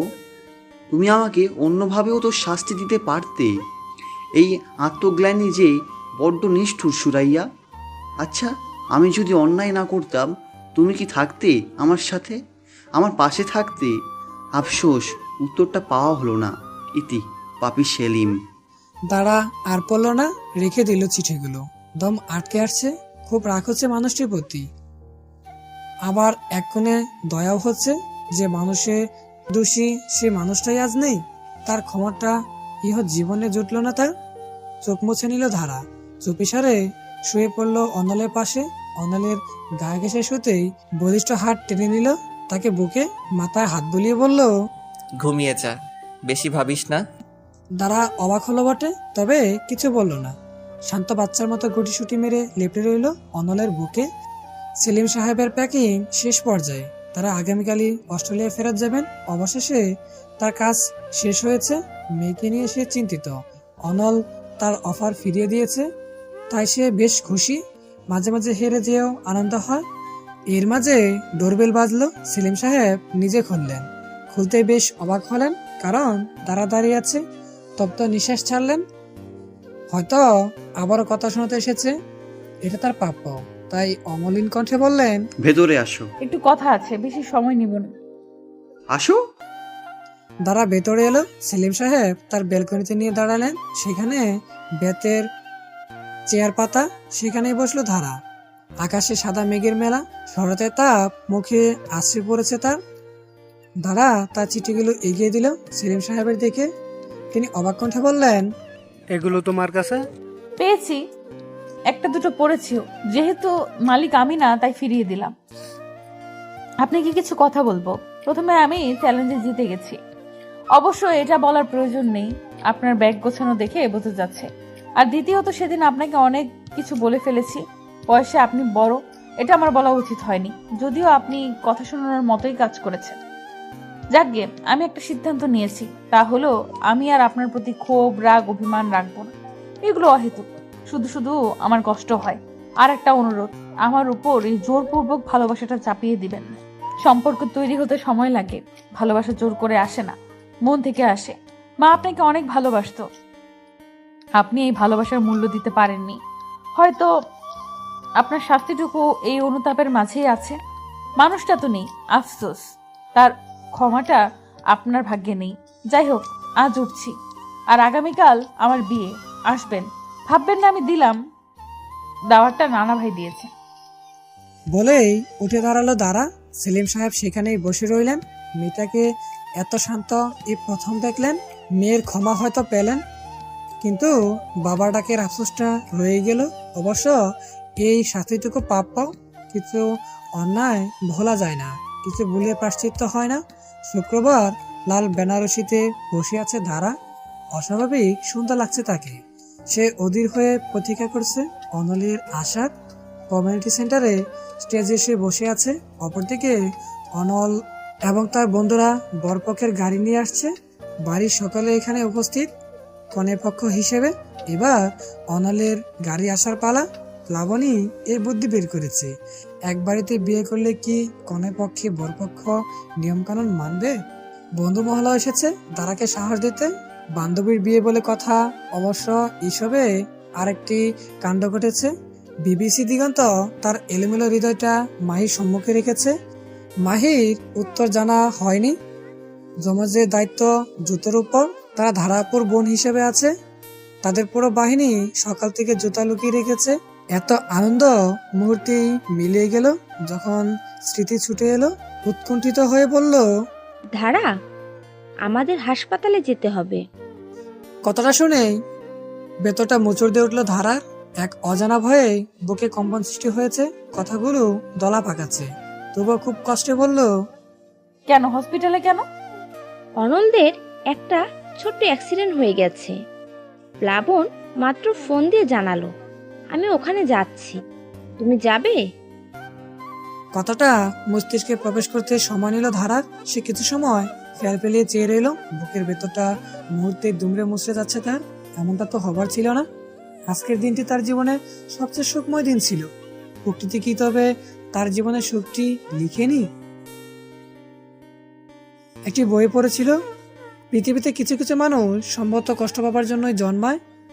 টাকা পয়সার কষ্ট নয়, মানসিক কষ্ট। দারার সাথেও কি তাই হবে? তার প্রণয় প্রহলিকা কি প্রহলিকা হয়েই রবে? ভাবতেই অবাধ্য জ্বর হানা দিল হৃদয়ের অন্তঃস্থলে। তার চোখে জমল কিছু বিষণ্ণতা। স্মৃতি ধারাকে হালকা করে ধাক্কা দিল, নরম কণ্ঠে বলল, তুমি কি যাবে? ধারা কিছু না বলে মাথা উপর নিচ দুলালো, শুধু কথাগুলো যেন দলা পাকিয়ে গিয়েছে তার। অপরদিকে রাজ্জাক ধপ করে বসে পড়লেন। সুভাষিনী অশ্রুর বাত মানছে না, স্মৃতি কিছু বলতেও পারছে না, কারণ প্লাবন তাকে শুধু হাসপাতালের নামটুকুই বলেছে, আর কিছুই বলেনি। জামাল সাহেবকে দেখা গেল সবচেয়ে স্থির। তিনি রাশবাড়ি কণ্ঠে বললেন, ইলিয়াস, তুমি ধারার সাথে যাও, রাজ্জাক এখানে থাকুক। ইলিয়াস মাথা নাড়ালো। দারার স্মৃতি, বন্ধুমহল এবং ইলিয়াস রওনা দিল হাসপাতালের পথে। পুরোটা রাস্তা থমথমে হয়েছিল। ধারা শুধু শান্ত নজরে তাকিয়েছিল পিচঢালা পথের জন্য। তার চোখের সামনে পাশছে গতরাতের স্বর্ণনীলা মুহূর্তগুলো। বিয়ের জন্য কনে বরকে আলাদা করে রাখার নিয়ম জারি করেছিল সুভাষিনী। যখন উৎসবে মুখর ঘরটি ঘুমন্ত, তখন চুপিসারে ময়ের সাহায্যে এসেছিল অনল। কোনো মতে বারান্দায় উঠে দীর্ঘণ্ঠে ডাকলো ধারাকে। অনলের কণ্ঠ শুনেই চমকে উঠল ধারা। আগে পাশে চোখ গেল, জমে যারা ঘুমে কাদা। তারা ঘুম মানে একদিকে শান্তি, নয়তো সারা ঘরে মাইক দিয়ে জানিয়ে দিত। ধারা চুপিসারে পা টিপে টিপে এগিয়ে গেল বারান্দায়। অনল রেলিং পেরিয়ে প্রবেশ করলো। ধারাকে দেখেই মুখে ফুটে উঠলো মুগ্ধ হাসি। ধারা অবাক কণ্ঠে বলল, এত রাতে আসলে যে? কি করব, তোর শাশুড়ি যে প্যারাটা দিচ্ছে, বর বউ কিনা আলাদা থাকবে মানা যায়? অনলের অভিযোগে খিলখিল করে হেসে উঠল ধারা। তারপর বলল, বিয়ে করার জিদ তো তোমার ছিল ভুগো। বিচ্ছুগুলো ঘুমিয়েছে? হ্যাঁ, তুমি মই পেলে কিভাবে? আমার টিম আছে না? ধারা উকি দিতেই দেখলো প্লাবন এবং রবিন দাঁড়িয়ে আছে। ধারা এবার শব্দ করেই হেসে উঠল। বন্ধু হবার পুরো ফয়দা তুলছে অনল। নয়তো রাত 3টেতে এভাবে পাহারা দিতে দাঁড় করায়। অনল ধারা দেখে অপলক চাহনিতে তাকিয়ে আছে। পূর্ণচন্দ্রিমায় নিজের চন্দ্রিমাকে দেখতে এক অসামান্য শান্তি অনুভূত হচ্ছে। অনল দীর্ঘণ্ঠে বলল, আমার ঘুম হচ্ছে না ধারা, কি করা উচিত? কেন ঘুম হচ্ছে না কেন? বুকটা ফাঁকা ফাঁকা লাগে, তুই ছাড়া যেন সব শূন্য। আর একটা রাত, তারপর আর শূন্য লাগবে না। আজ পৃথিবীর জন্য জ্যোৎস্না রাত, আমার জ্যোৎস্না বিলাসীটা না হয় তুলে রাখলাম আগামীকালের জন্য। আমার প্রণয়িনীর সাথেই না হয় জ্যোৎস্নাটা দেখব। বলেই ধারার কপালে অশ্রু ছুঁয়ে দেয় অনল। ধারা অপলক নয়নে তাকিয়ে থাকে লোকটি দেখে। সম্ভবত সুন্দর লাগছে হলদে পাঞ্জাবিতে প্রিন্স উইলিয়ামকে। জ্যোৎস্নায় যেন তার সৌন্দর্য একটু বেশি মনোমুগ্ধকর লাগছে।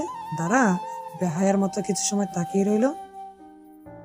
তার চোখে চোখ রেখে মৃদু কণ্ঠে আওড়ালো, তুমি প্রণয়ে বাঁধিবে নাকি প্রহেলিকায় রাখবে? আমি প্রণয়ী তোমায় চাই। প্রহেলিকার দ্বার খোলো, চলো হৃদয় হারাই। গাড়ির ব্রেক কষতেই কল্পনার মাঝে ভাঙন ধরে। ধারা তড়িঘড়ি করে দরজা খোলে। এরপর শাড়িটা তুলে ছুটে ভিতরে যেতেই করিডোরে দেখা যায় প্লাবন এবং রবিনকে। তাদের দেখেই ধারা ব্রকডকণ্ঠে শোধায়, অনল ভাই কোথায়? প্লাবন এবং রবিন মুখ চাওয়াচাই করে। ইকরাম তখন ওষুধ হাতে প্রবেশ করে। ধারা চোখ টলমল হয়ে রয়েছে। প্লাবন দীর্ঘণ্ঠে বলে, সরি দাঁড়া, তোমার এই সুন্দর দিনটা আমাদের জন্য নষ্ট হয়ে গিয়েছে। হয়েছেটা কি বলবেন তো? সে কোথায়? আসো আমাদের সাথে। বলেই একটা রুমে নিয়ে যায় ধারাকে। সারাটা পথ তার হৃদস্পন্দন বাড়াই ছিল। রুমে প্রবেশ করতেই ধারা হতবাক হয়ে গেল। দীপ্ত, সেলিম সাহেব এবং তিশাও সেখানে উপস্থিত। আর শুভ্র বিছানায় আতশোয়া অনল। অনলের বা পাটা বালিশের উপর রাখা, পায়ের পাতায় প্লাস্টার লাগানো।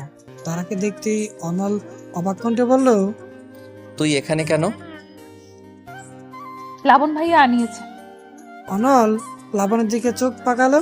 প্লাবন বলল, উপায় কি? তুই যে জিদ করেছিলি সে কিছুতে হাসপাতাল থাকবে না। এদিকে পায়ে 5টা লাগা। আমার বিয়ে কি এই হাসপাতালে থেকে হবে? প্লাবন এবং অনলের মাঝে বাঁধল তর্কযুদ্ধ। তারা কিছুই বুঝতে পারছে না। সে একটা সময় বিরক্ত হয়ে বলল, হয়েছেটা কি একটু বলবে? তোমার বর অতি উৎসাহে পা ভেঙে বসে আছে। প্লাবন পুরো ঘটনাটি বিশ্লেষণ করলো।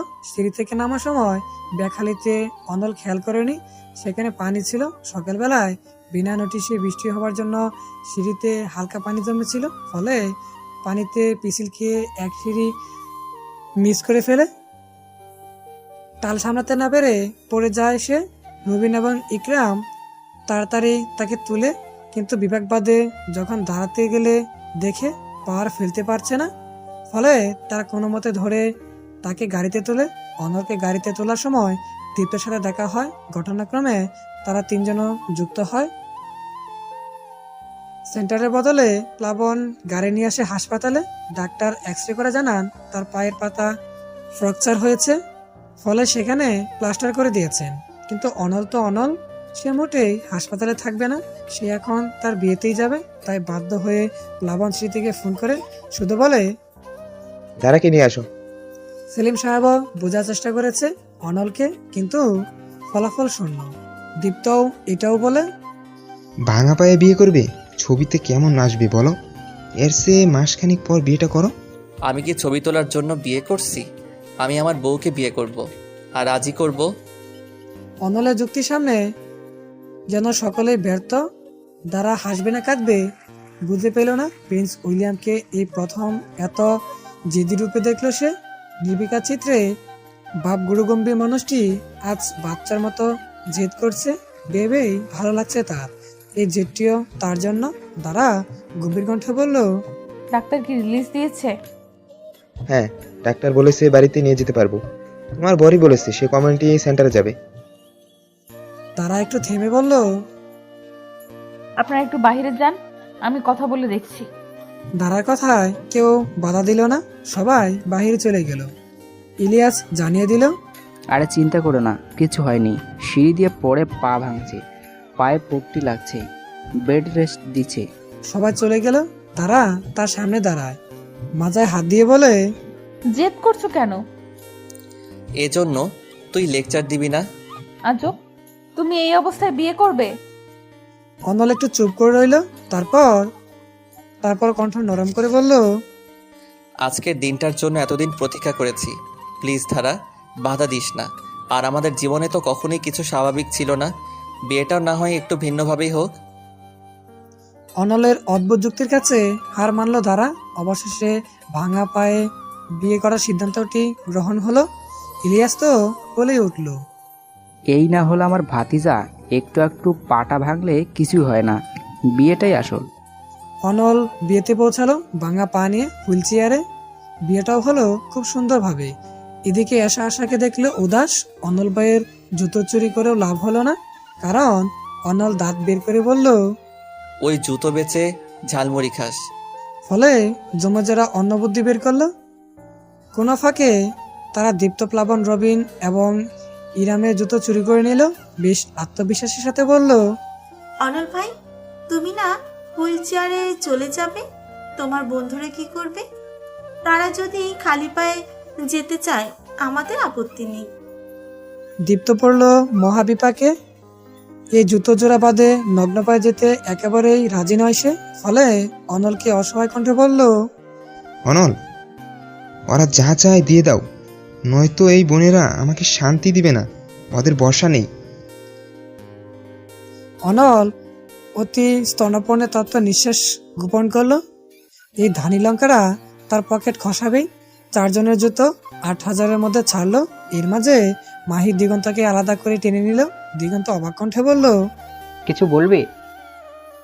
আমার বাসার সম্বন্ধ দেখছে, আমি 3 বছর ঠিকিয়ে রাখতে পারবো। এরপর কি করবি তুই বুঝে নে।